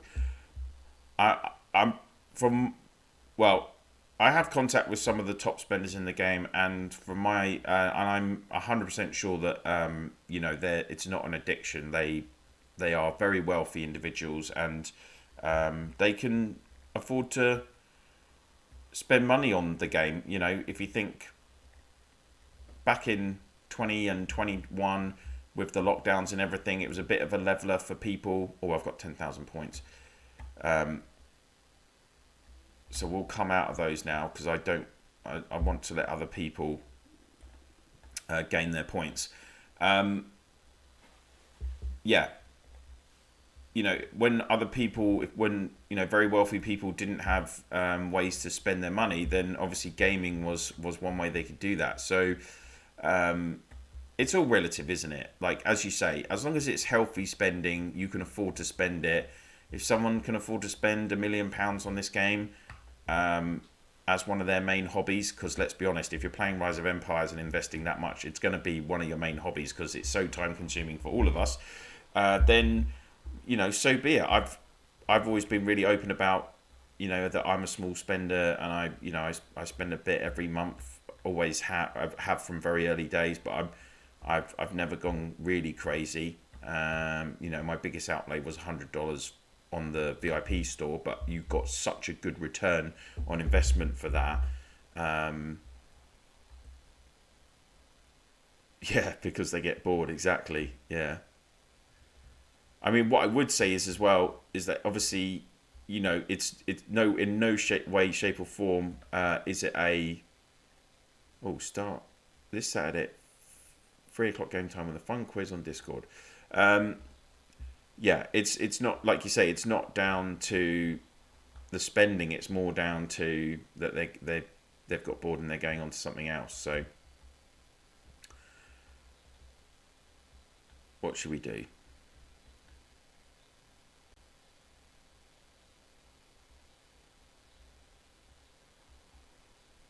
Oh, we've only got 3 teleports. I'll stay where we are. I'll stay where I am.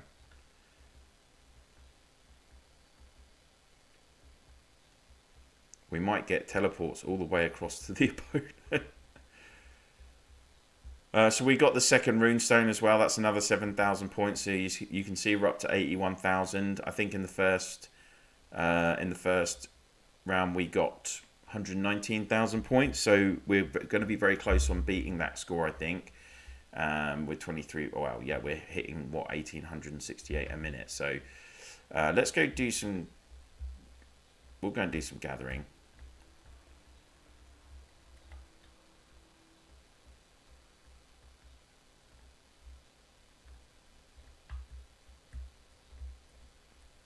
Oh, Wargasm's on. Don't tell her I've killed all her troops. Only joking. Oh, they've got a load of mines over here. Of course, don't forget, guys, there are rewards for the top gatherers and, you know, everything else as well. Ooh, can I get some T1s going? That'll be quicker, won't it? So don't worry, War. I've already got your 10,000 points. So we're just doing some gathering now. 5 of us have got our 10,000 points now.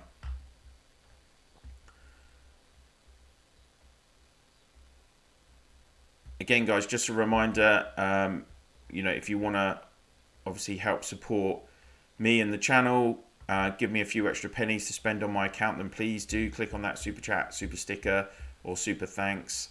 That would be much appreciated.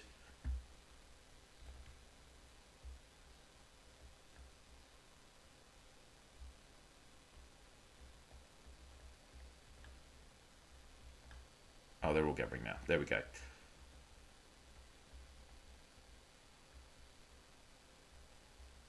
So OTW do have some teleports now if they want to use them, but of course it's difficult.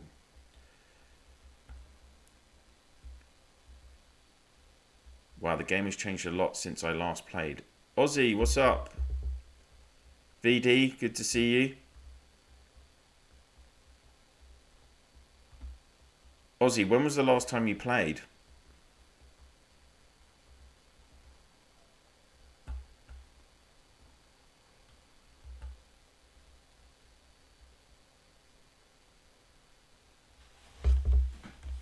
I'd also be interested to know if anyone else... Does anyone know if any of the other YouTubers are streaming today? Because I didn't see anything shared on the YouTube channel on the community Discord. And I know the devs had said to me that other people were streaming, but I just wasn't sure who was doing it. So if you know, I just... Because I'd like to check out some of... If they're streaming later, I'd like to go and check out their stream, support their channel as well, because obviously the devs are giving if you can watch other people's streams as well, guys, that would be really appreciated, because obviously the devs are giving YouTubers like myself packs from the game, so if we get like a certain amount of views on our streams, so if you can, like, keep an eye out for announcements in the channels, that would be really appreciated. A lot of the other guys and girls that do their channels, you know, they're doing a great job helping support the community, and they do different stuff to what I do. Like, a lot of them are doing, you know, more KE related stuff and things like that. So, you know, it'd be really great to see their channel supported as well. think my state was 534. A bit over a year ago. Well, Battlefield of Honor started at the start of last year in 22. So, but this is actually the second match, the second fixture of an all-star championship that they're doing, Aussie. So basically, they've split every state in the game into 5 divisions, and each of those divisions are having their own tournament basically, and you start in groups of 4, and there's like 128 groups, I think, and then you start in groups of 4, and then you have 3 opening qualifying fixtures. The winners and the second place teams from each group will go through, and then there's another bigger kind of qualifying type event for those, like a second round basically, and then it's going to go through to a knockout tournament. So it'll be like top 32, and then last 16, last 8 for the quarterfinals, semi-finals, final, etc. So, and it's only just started last Friday, and it's going to be going on into July. So it's quite a cool. I think it's a really cool initiative the devs have done. They're only doing it. It's going to be an annual tournament as well. So I think Tisbay string 2 now. Oh, okay, man. Thank you for letting me know. Wargasm. Thank you. Nice. Is that super sticker? I know you just spent the last few minutes picking out a super sticker to send, right? A different one. Thank you very much for your support. And for lending me your account, of course. I should be paying you really today, because I've been able to obviously use your account.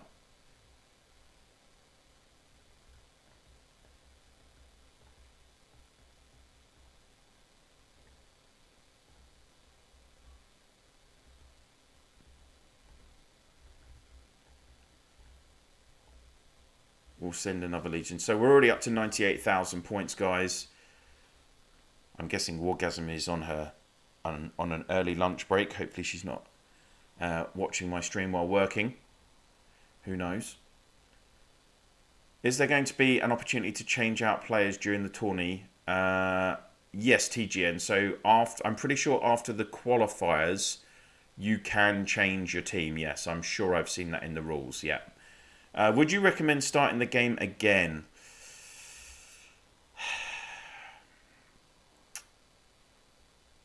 How far did you get before? I mean, you'll see, to be honest with you, Ozzy, it depends. You'll see that there's even more like premium content in the game these days. Like, here, there's so many heroes with hero skins, even early S1. A lot of the S1 heroes, well, they're just called S, are picking up hero skins now. So you're going to see like a differential in the spenders accounts and the non-spenders accounts even earlier. That would be like my one main criticism and like kind of cautionary comment about that, because, you know, obviously beforehand, and with all the research that's available at S2, S4 as well, you know, that's quite a difficult, it's quite a significant step up for. So if you've got, you know, previously spenders would basically max their master, they get all the T9 really quickly, then they would max master warfare and master defense, and then there was quite a big gap until we got like lofty research, etc. But if you're restarting the game from you know, literally a brand new state, you're going to find like after 6 months there's going to be that big differential. I feel I would like some change to RSC all the time, etc. Sunday to, you could be able to teleport in a lot of different states, 0 to 100, 100 to 200. There are some dead states that make KE worse. Yeah.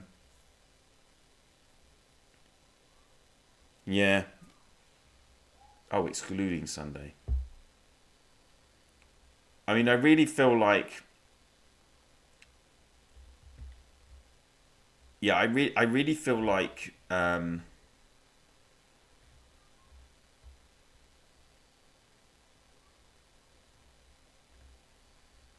yeah, we're offering the OTW players, they can hit our castles now if they want to get points, even though I wouldn't suggest they hit this castle. Even though, Dave, sounds like you've already got your 10k anyway. Hopefully the rest of your players do get their 10k, because, you know, then at least you can maximize your rewards. Yeah, what I would say is, I really feel like they need to change up Reign of Chaos as in Eden anyway, right? It's been way too... No, I mean, example Sunday. Okay. I really feel like even like Clash of Province, well, they've done some changes to Clash of Province at least, right? Where you can go in, for instance, during warm-up week, we now have KE on warm-up week, 8-way KE, which is pretty cool. If people ever actually wanted to do KE. I just really feel like maybe a better scenario for KE would be, that maybe some part of KE, maybe even just, for instance, on a throne battle, right? If you are in the throne or you're on the mud, for instance, that if you are hit or take part in a battle in that area of the map, none of your troops can be killed, right? They might have, yeah, I think that's the right way of putting it.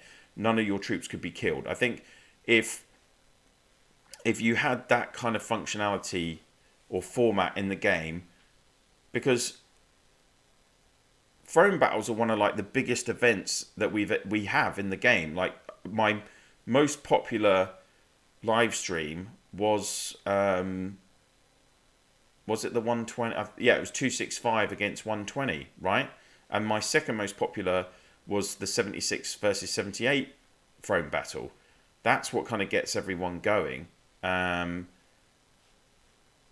Yeah, I just really wish they would kind of look at that and maybe put more emphasis on it and think about a fairer way that would encourage people to actually take part. I mean, of course, the other issue is that we have, which I've banged on about so many times, is that reset is at +3 or +2, is at 2 a.m. or 3 a.m. Or 4 a.m. for those of us in Europe, which is a really unfriendly time, but I get it. It can't work for everyone. But maybe, again, if you did something where reset time changed, or maybe the day start time changed, or like, even in Eden, it would be easy, right? Currently, structures become available at reset every Tuesday, Thursday, and Sunday. Well, why not like put it at like +6 or +12 for one season, something like that, so that that structures become available to hit, right? So that the rest of the community get you get a bit of a respite, because I know that's really put people off as well. I've heard of people getting up and taking part at 3 a.m. They're getting up on 2 hours sleep, 3 hours sleep, and playing Rise of Empires. Like, that's not really, in my mind, healthy, right? Yes, I know you don't sleep, Wargasm. Yeah, there you go. TGN says 3 a.m. like you, so I almost never participate in a throne battle. So these are really common issues that have been, outstanding in the game for such a long time. I just really think this is a strategy game, obviously, and like things like Eden fulfill that purpose and that need, right? In an Eden season, to move through the map and to win, be ranked 1, both the faction and the guild, you need strategy to control the map and gain the most points, but also you need strategy in terms of your diplomacy, working with allies, or maybe even, coming to agreements with your opponents, which is to the benefit of all of you. That satisfies that need. But what about, and we have elements of the game, like Heroes Duel, like the Arena, even like Battlefield of Honor, I guess, where to a certain point it's more pure battling, for sure. But I just think in terms of what gets everyone going, the madness of, because we're limited to 40 players on Battlefield of Honor, I just feel like the madness of a throne battle, it can't be replicated. Or like, that I still remember the first like 10 or 15 times that I was doing KE, my heart was pumping, like I was excited, I was nervous, I didn't want to get hit by a massive opponent. I got hit by zoom out and show the map. Sorry, Big V, sorry.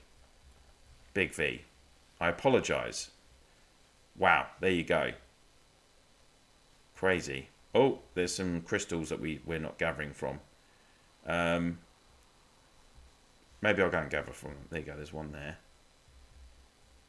Oh no, it's someone gathering from it. Well, we've got some new ones have spawned anyway. Yeah. That's just my thoughts on those things. I don't know. Oh, someone else is going for it.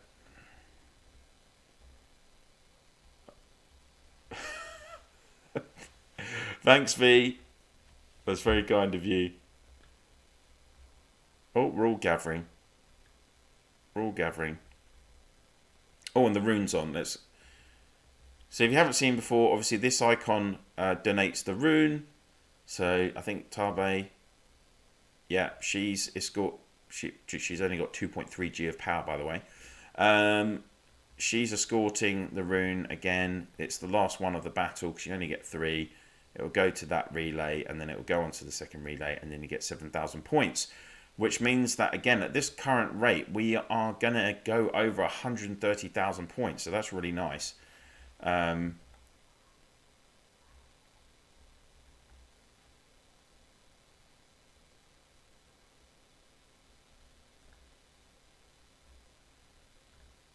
again, like, you know, OTW, they didn't have to be attacking us and giving us all 10,000 points. So you can see that, like, some of the players are mentioning to them to try and make sure they get their 10,000 points. So it's nice to see the battles being, you know, is taking place in a fair-minded manner and a good spirit. So, Christy, I have 1 year that I play this game and only 3 times we have made the throne battle. There you go. I mean, I can't remember the last time I was in a throne battle. I literally cannot remember. Let's go and gather there. Oh, resources remaining 19. I'm not going to that one. Here we go, 200. Someone must have teleported, I guess. That'll do.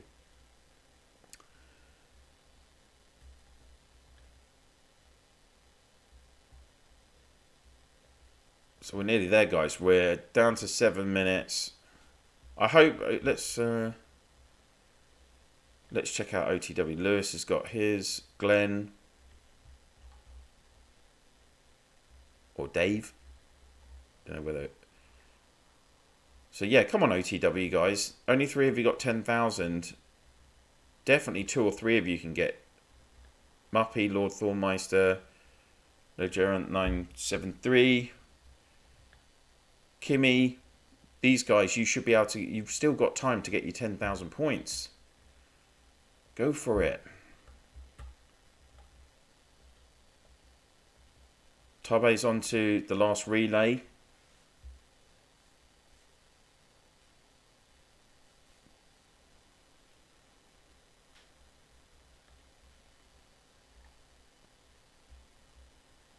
One minute left, and that's another 7,000 points. So that will take us over 130,000. So that's really good. I think the most I've seen was 140,000 points. So if we can get close to that, that'll be awesome. In fact, we are going to get close to that. We're going to go over that. We're going to go over that. We're on 2,376 a minute plus the 7,000 from the rune. There's still 6 minutes left. Wow. I love the diplomacy of Row. On the whole, it's a cool community. Even the rogues keep it fun. Yeah, I mean, I've got like I love seeing, you know, all the different groups. You know, 12,000 people on Discord or whatever it is now, on the community Discord. I'm going to go and check actually. Yeah, it is 212,603 to be exact. You know, there's always some people lurking around in global chat or in one of the other discussion boards. You know, I love how people have set up so many. You know, you've got Pablo with his, he's done Reddit and he's got his L96 app. Vasco has done his app, Row Academy app. Like, there's so many, you know, how many YouTube channels out there are there? There's probably 100 of us now. You know, compared to when I first started, when maybe there was like a dozen. So there are so many people out there creating content for Row, which is really great. And I do feel like, there are always a few. The game's reflective of society, isn't it? Like there's always a few rogues out there, but on the whole, people generally get on well and collaborate well together as well. And like I say, I've seen some nastiness quite a long time ago in the game, like maybe 3 or 4 years ago. But the last couple of years, I haven't really seen anything significant. Everyone's usually pretty chilled. Usually. There you go. Big V's bigging up Row Academy. Yeah, there's a lot of useful resources out there, guys. That's for sure. We'll go and do some more gathering as we're just doing gather. Can we do some gathering there? Yeah.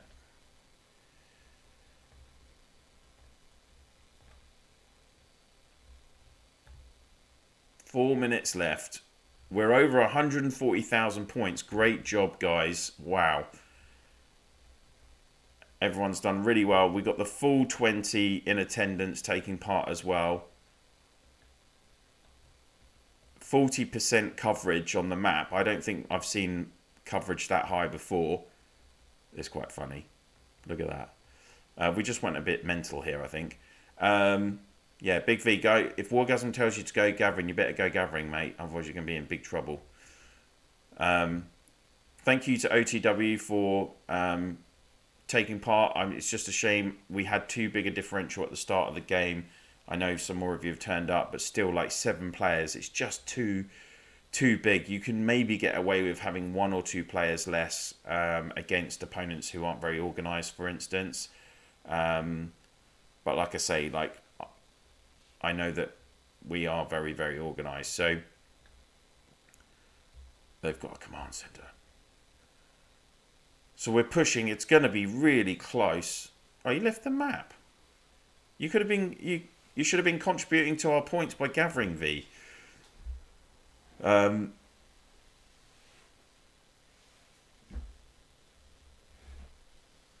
I definitely won't be doing. I'll tell you what I won't be doing. I'm not going to be doing an hour and 20-minute video with all the results from round 2. That was just unbelievable. But after 10k, I don't want to accidentally take points away from those who don't have it. Oh, fair enough. But that's if you go gathering, you won't. That's what Wargasm's saying. Anyway, I don't want to get you in any more trouble than what you already are.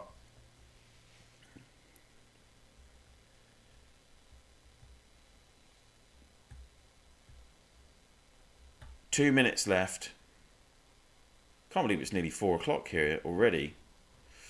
I'm looking forward to my Chinese later.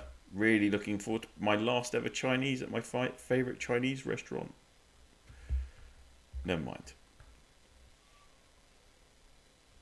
Thank you to the 55 of you that are currently watching.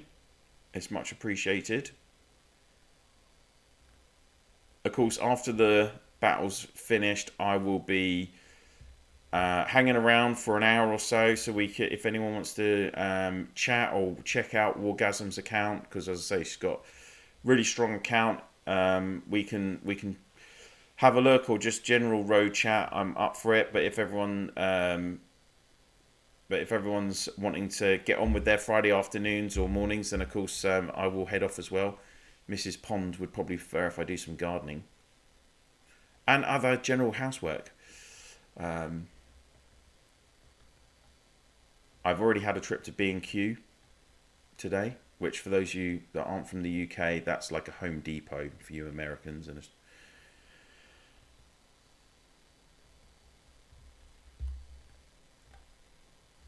right, let's just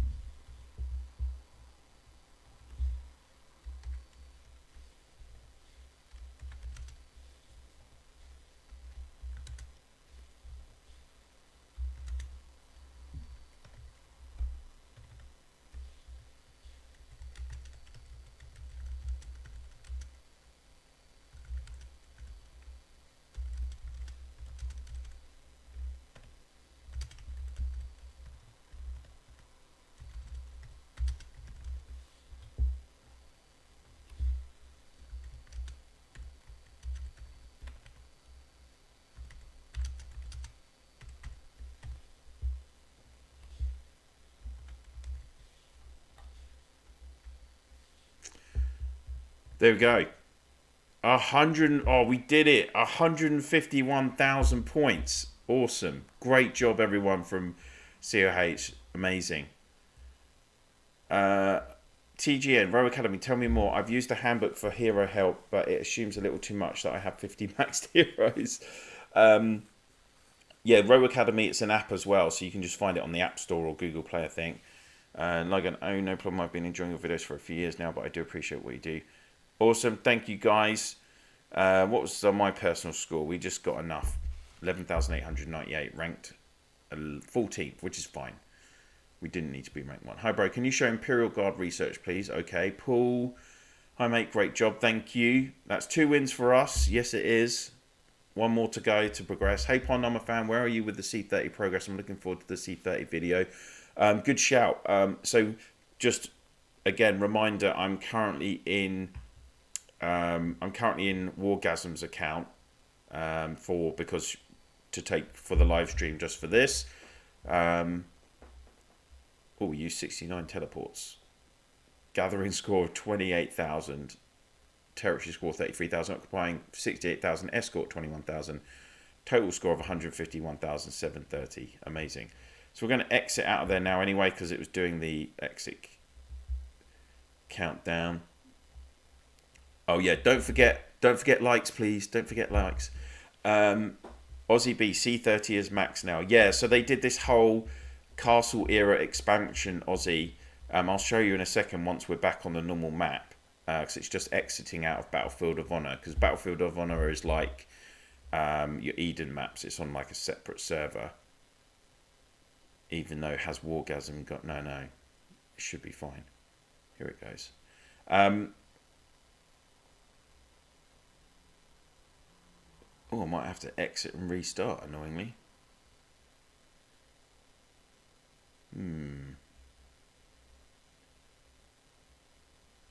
Didn't like that, did it? Oh no, we're done. We're done. Whew. Okay.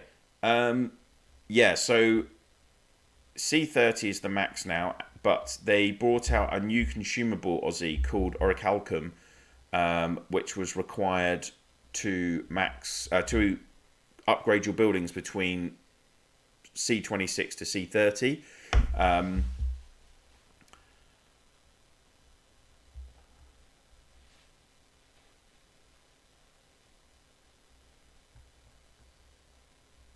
So let's just show, for instance, any kind of... Here we go.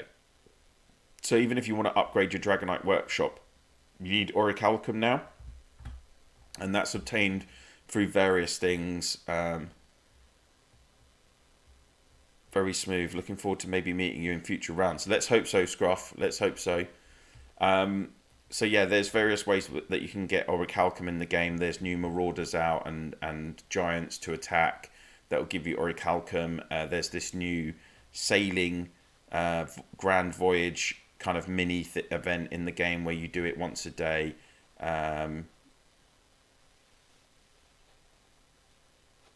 So yeah, it's there's loads of things to do with that. In terms of my C30 progress in my account, I am doing okay. I need to upgrade some more of my houses. For the I need to upgrade some more of my houses for the for the population requirement, and you need about 8,000 Orichalcum just for the actual castle upgrade as well. Now,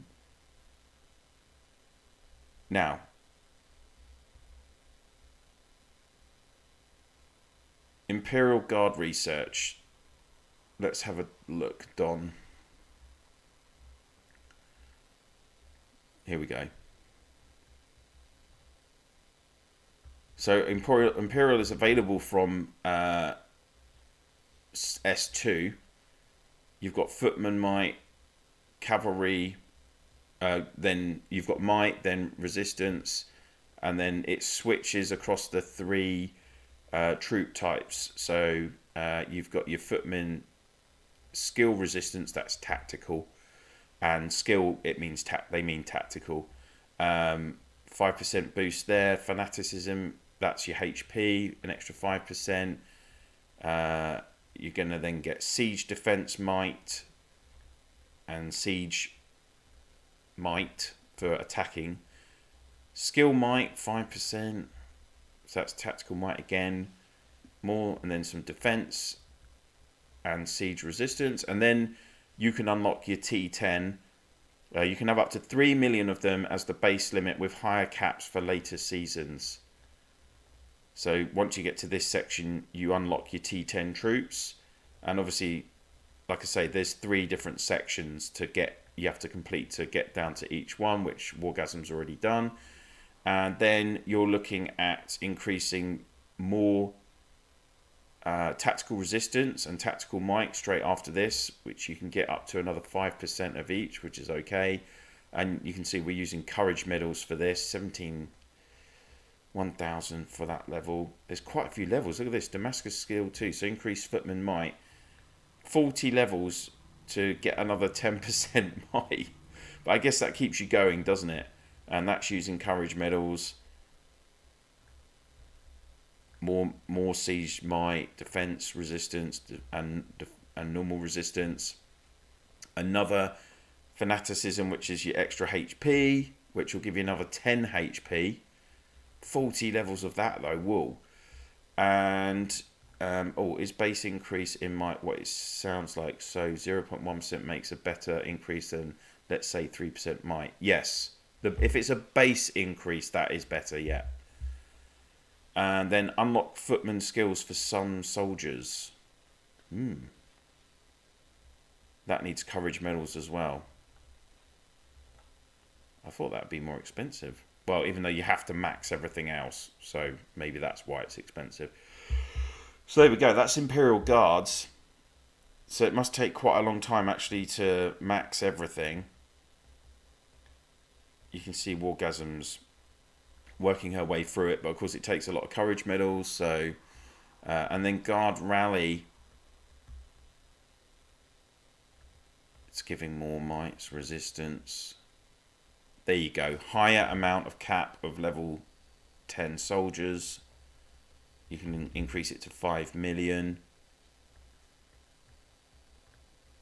Extra might, extra resistance. I'm just clicking on the cavalry ones.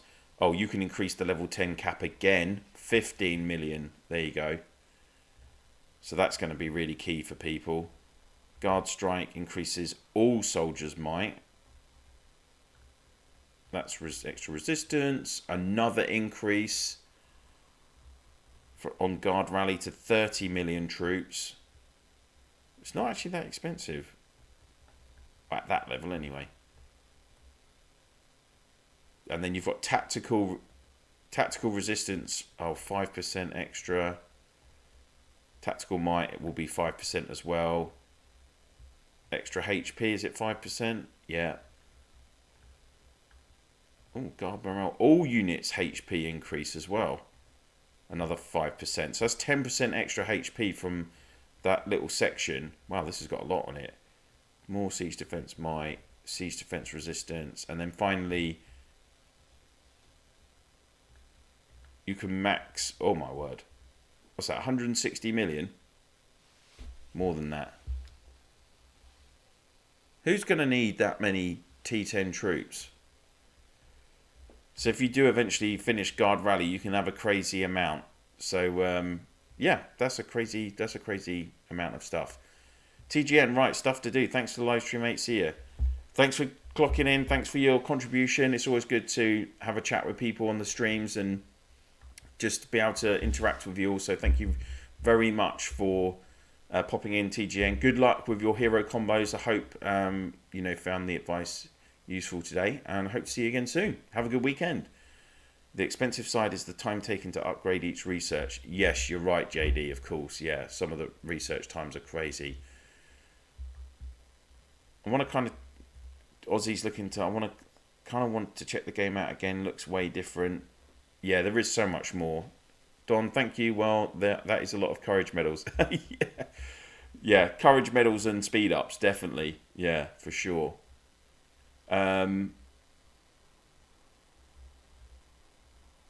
Yeah, Aussie, like, we've got all the heroes have got these skins now, for instance, which give extra attributes. So the bio attributes give extra might, defense, resistance, tactical might, tactical resistance, HP, and troop damage.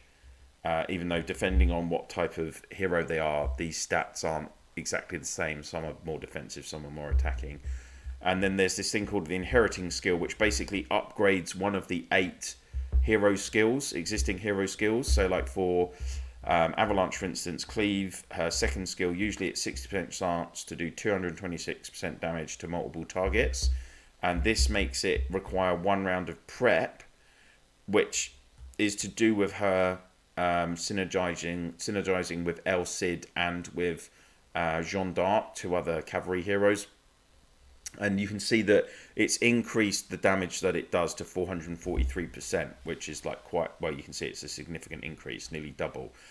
So that's the kind of thing that does. And then last thing is preserving skill, which will give like some permanent attributes. So for instance, the hero's squad takes 5% less damage. The hero's legion deals 2% more skill damage, which is really good. That everyone's doing more damage. Cheers, Pong. Got my 325 EOK match next hour. Good luck, CG. I hope it goes well.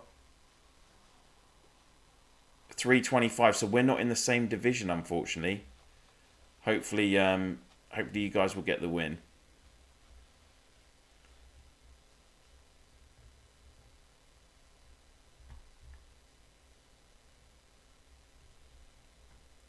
Yeah, Aussie. There's loads of, to be honest, there's loads of stuff that's new in the game now. Like we've got Imperium Arena, so you can.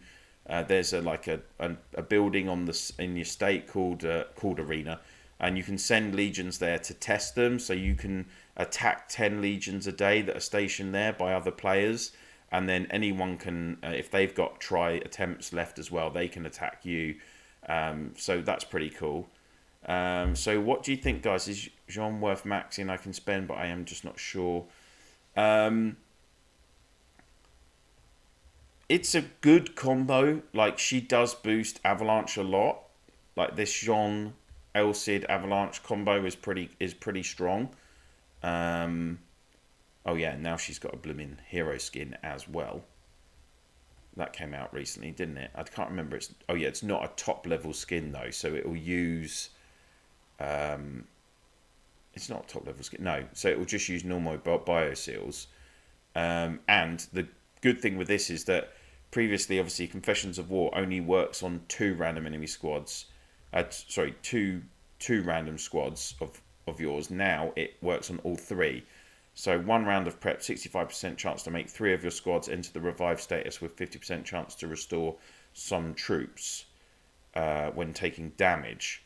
Recovery rate 101%, lasting 2 rounds. So that's all pretty good.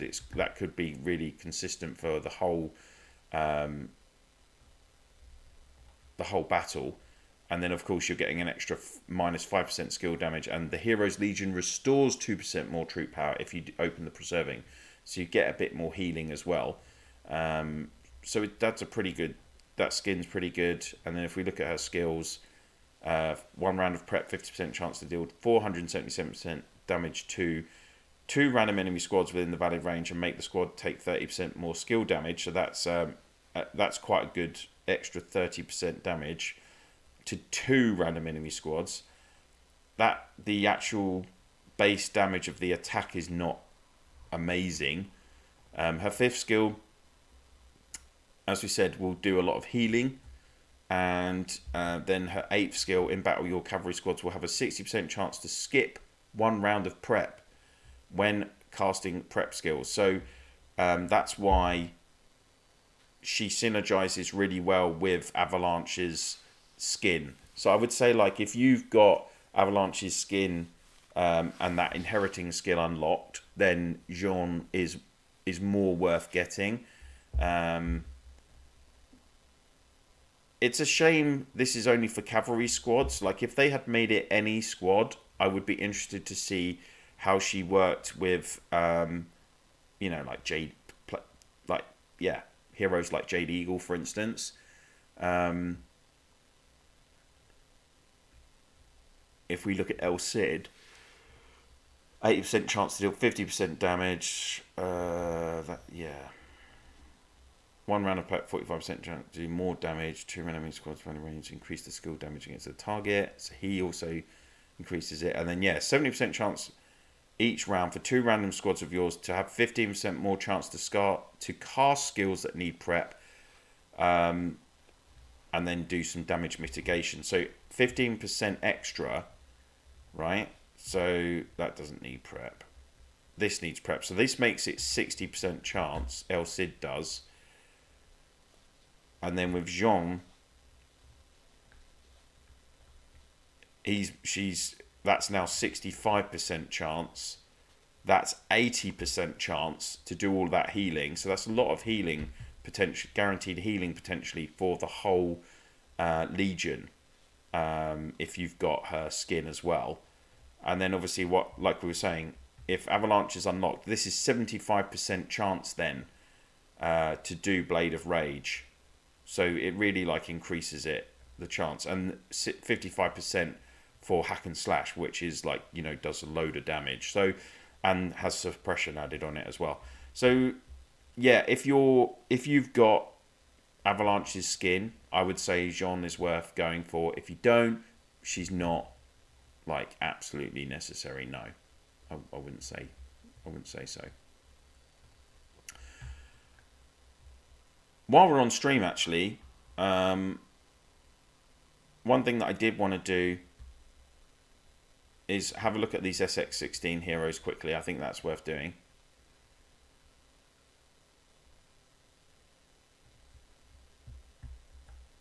Because Wargasm has one of them in her account.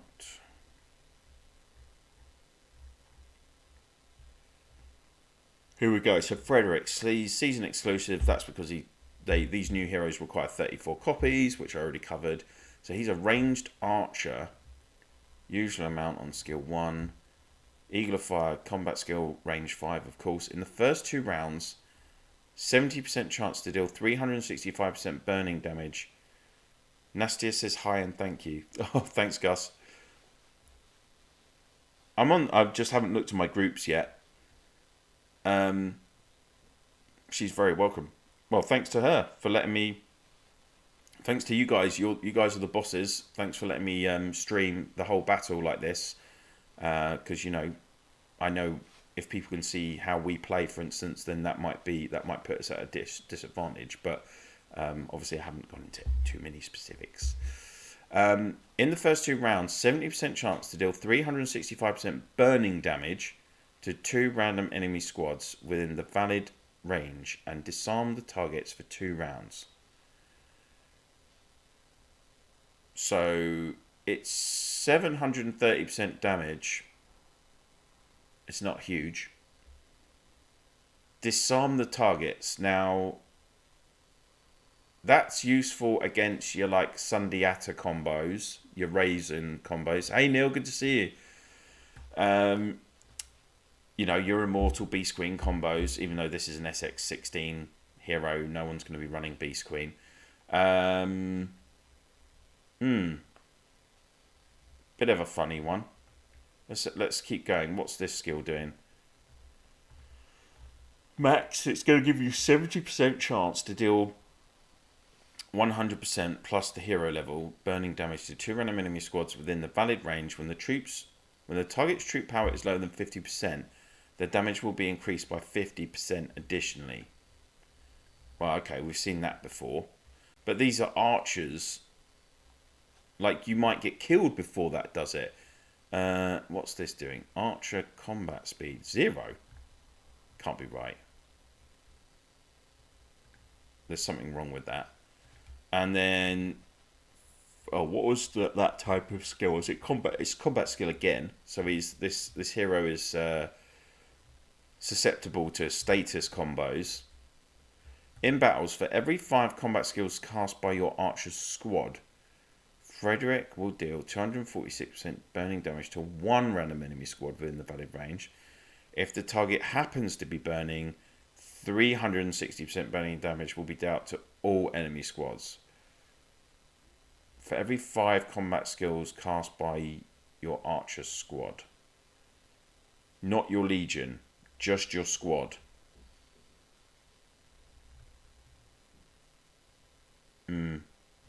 And his first skill is only working in the first 2 rounds. I don't think this is a very good hero at all. I can't see how he's that good at all. Like a ranged hero that doesn't attack, one of his skills doesn't work after the 2nd round. Would he work with, like, Sakura, for instance? But then you can always already use Esselfred. This is that's a really funny one. Let's go and looks like Lorman Warhammer Frederick is very good. Really?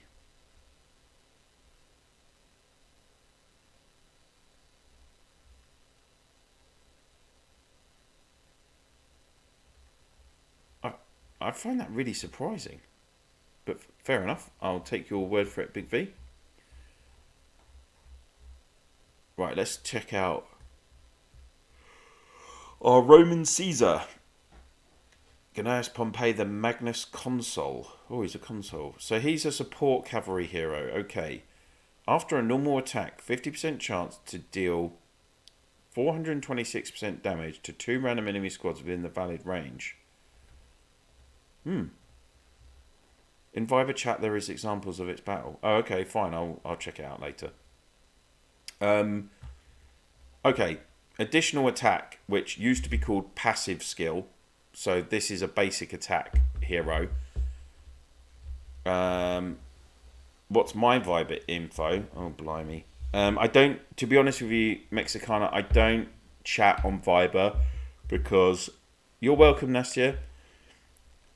I'm already online, I'm already on Discord, and I'm already on here. So that's why I'm a little bit too busy. Well, you just asked the COH guys.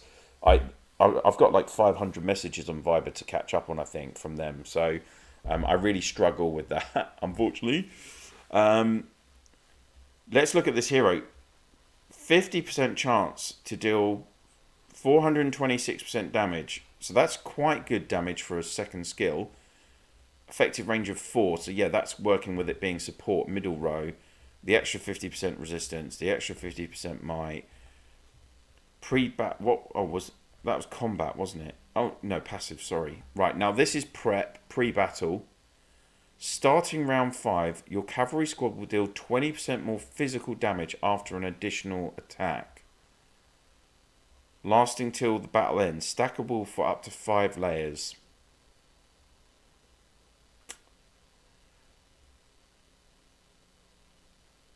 So if you do an additional attack from skill 2 each round, when this is only 50% chance anyway, you'd almost have to pair this guy with...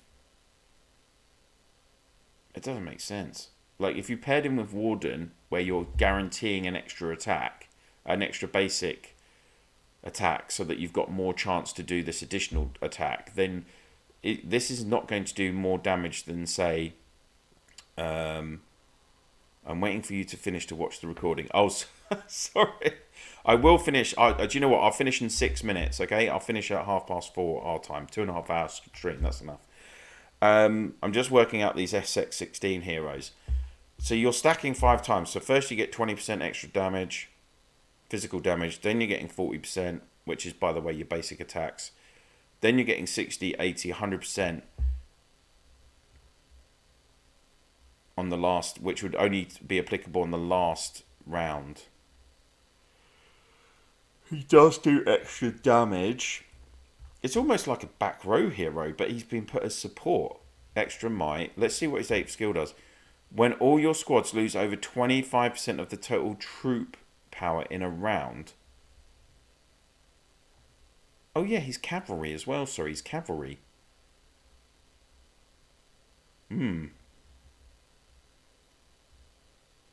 When all of your squads lose over 25% of the total troop power in a round. They'll gain a shield in the next round, reducing the next 2 times of damage that they take by 70. Whoa. And restore some troop power for the front row squad, 308%. When all of your squads lose over 25% of their total troop power in a round. Okay. The thing is with this, though, is that all of your squads have to lose over 25% of total troop power in a round. How often is that actually going to happen, War? I know you're saying that this hero is good, but how often would all of your squads lose 25% of their total troop power in a round? That's minus 25,000-ish. All 3. I'm not sure that happens that regularly. And it might be more likely to happen on rounds 2, 4, 6, and 8 when you've got dragon attacks as well, right? So let's just take that as an example. You could theoretically have this action 4 times in a battle.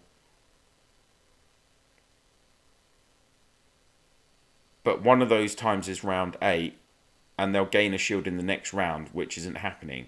So really, this is probably going to happen 3 times in a battle.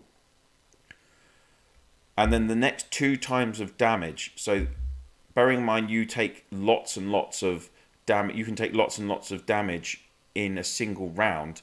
It's only mitigating the damage by 70% on the first 2 times you take damage. And usually, obviously, your basic attacks go first. So if you're up against, if you do a, what am I trying to say? If that 70% damage mitigation is against a basic attack, then you're not actually going to save that much troops.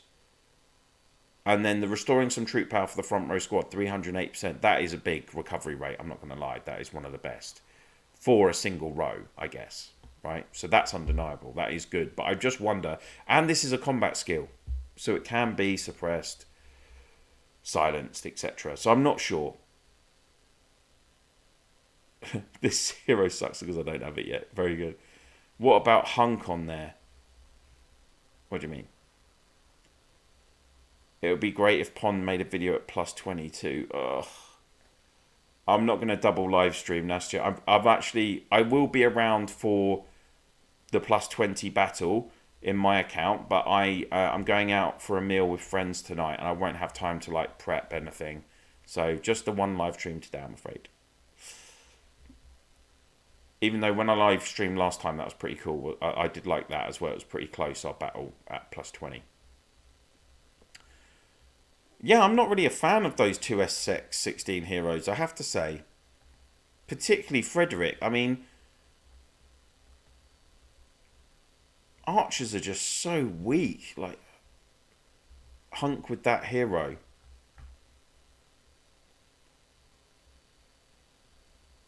Well, you don't want Hunk with that hero because Hunk's reducing the damage that you take by 50%.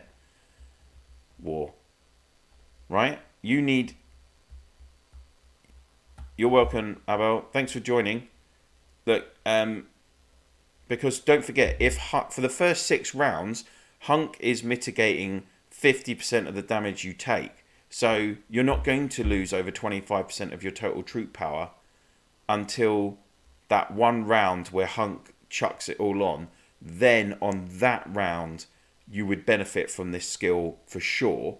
But that means by having Hunk on, you're only guaranteeing that this will work once a battle war.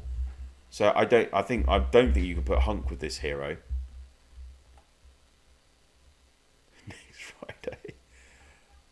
Maybe I could do next Friday, yes, because I'll be off the following day. Oh no, I can't. I'm away next weekend. I'm away. We're visiting friends. I have a life outside of Row. Shock horror. Yeah, I stick with my first. I don't think either of those heroes are great, and the skills aren't that original. Yeah, it's pretty disappointing. And then you're making. Don't forget as well. Most players, because they need so many copies, particularly like for the 8th skill, that's not even going to be maxed, is it? Like, what's the lowest rate on that skill?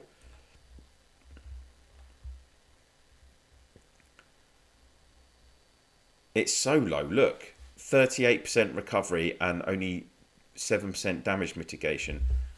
Pompey might be pretended as a counter to those legions that do too much damage in the first rounds. Oh yeah, I agree with that, Latin. Yeah, for sure. I mean, that's where I think, and then he's going to finish them off if they're still there, like this extra damage, right?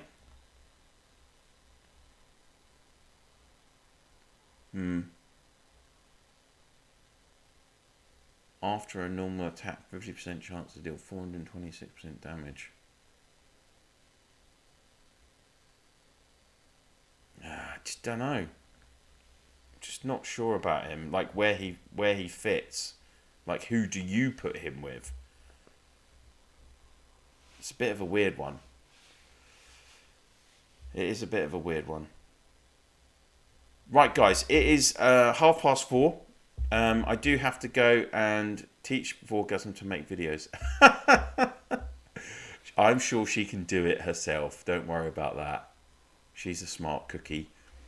Right, guys. I've been streaming for 2.5 hours. I've got to go and do a few bits for Mrs. Pond before I go and collect baby Pond from her childminders. So I think I'm going to call it a day on the stream for today. So I hope you've enjoyed this Battlefield of Honor All-Star Championship qualifying round 2 video. And I hope you guys will support others. Like I said, I hope you'll support other YouTubers who are streaming the championships over the coming few weeks. Probably Rosen to use the debuff if triggered Pompey, and maybe another hero, I don't know, like Sid or another. The only problem with Latin is that that extra damage that he's doing comes in from round 5, and Rosen only does the extra basic attacks from round 3. So even though she would then be doing the stacked extra damage as well, I don't know. There we go. Or Sid, I don't know, like Sid or another killer. Yeah, but Sid's more paired with Avalanche and has that prep, you know, is boosting prep skills. So I don't think they really synergize. Like I say, it's a pretty tough one. There we go, guys. If you have liked this live stream, please do click on that like. Please do share the stream and my channel in your Alliance chat, Province chat, and through Line, WhatsApp, Viber, Discord, whatever you use to communicate with your fellow players in the game.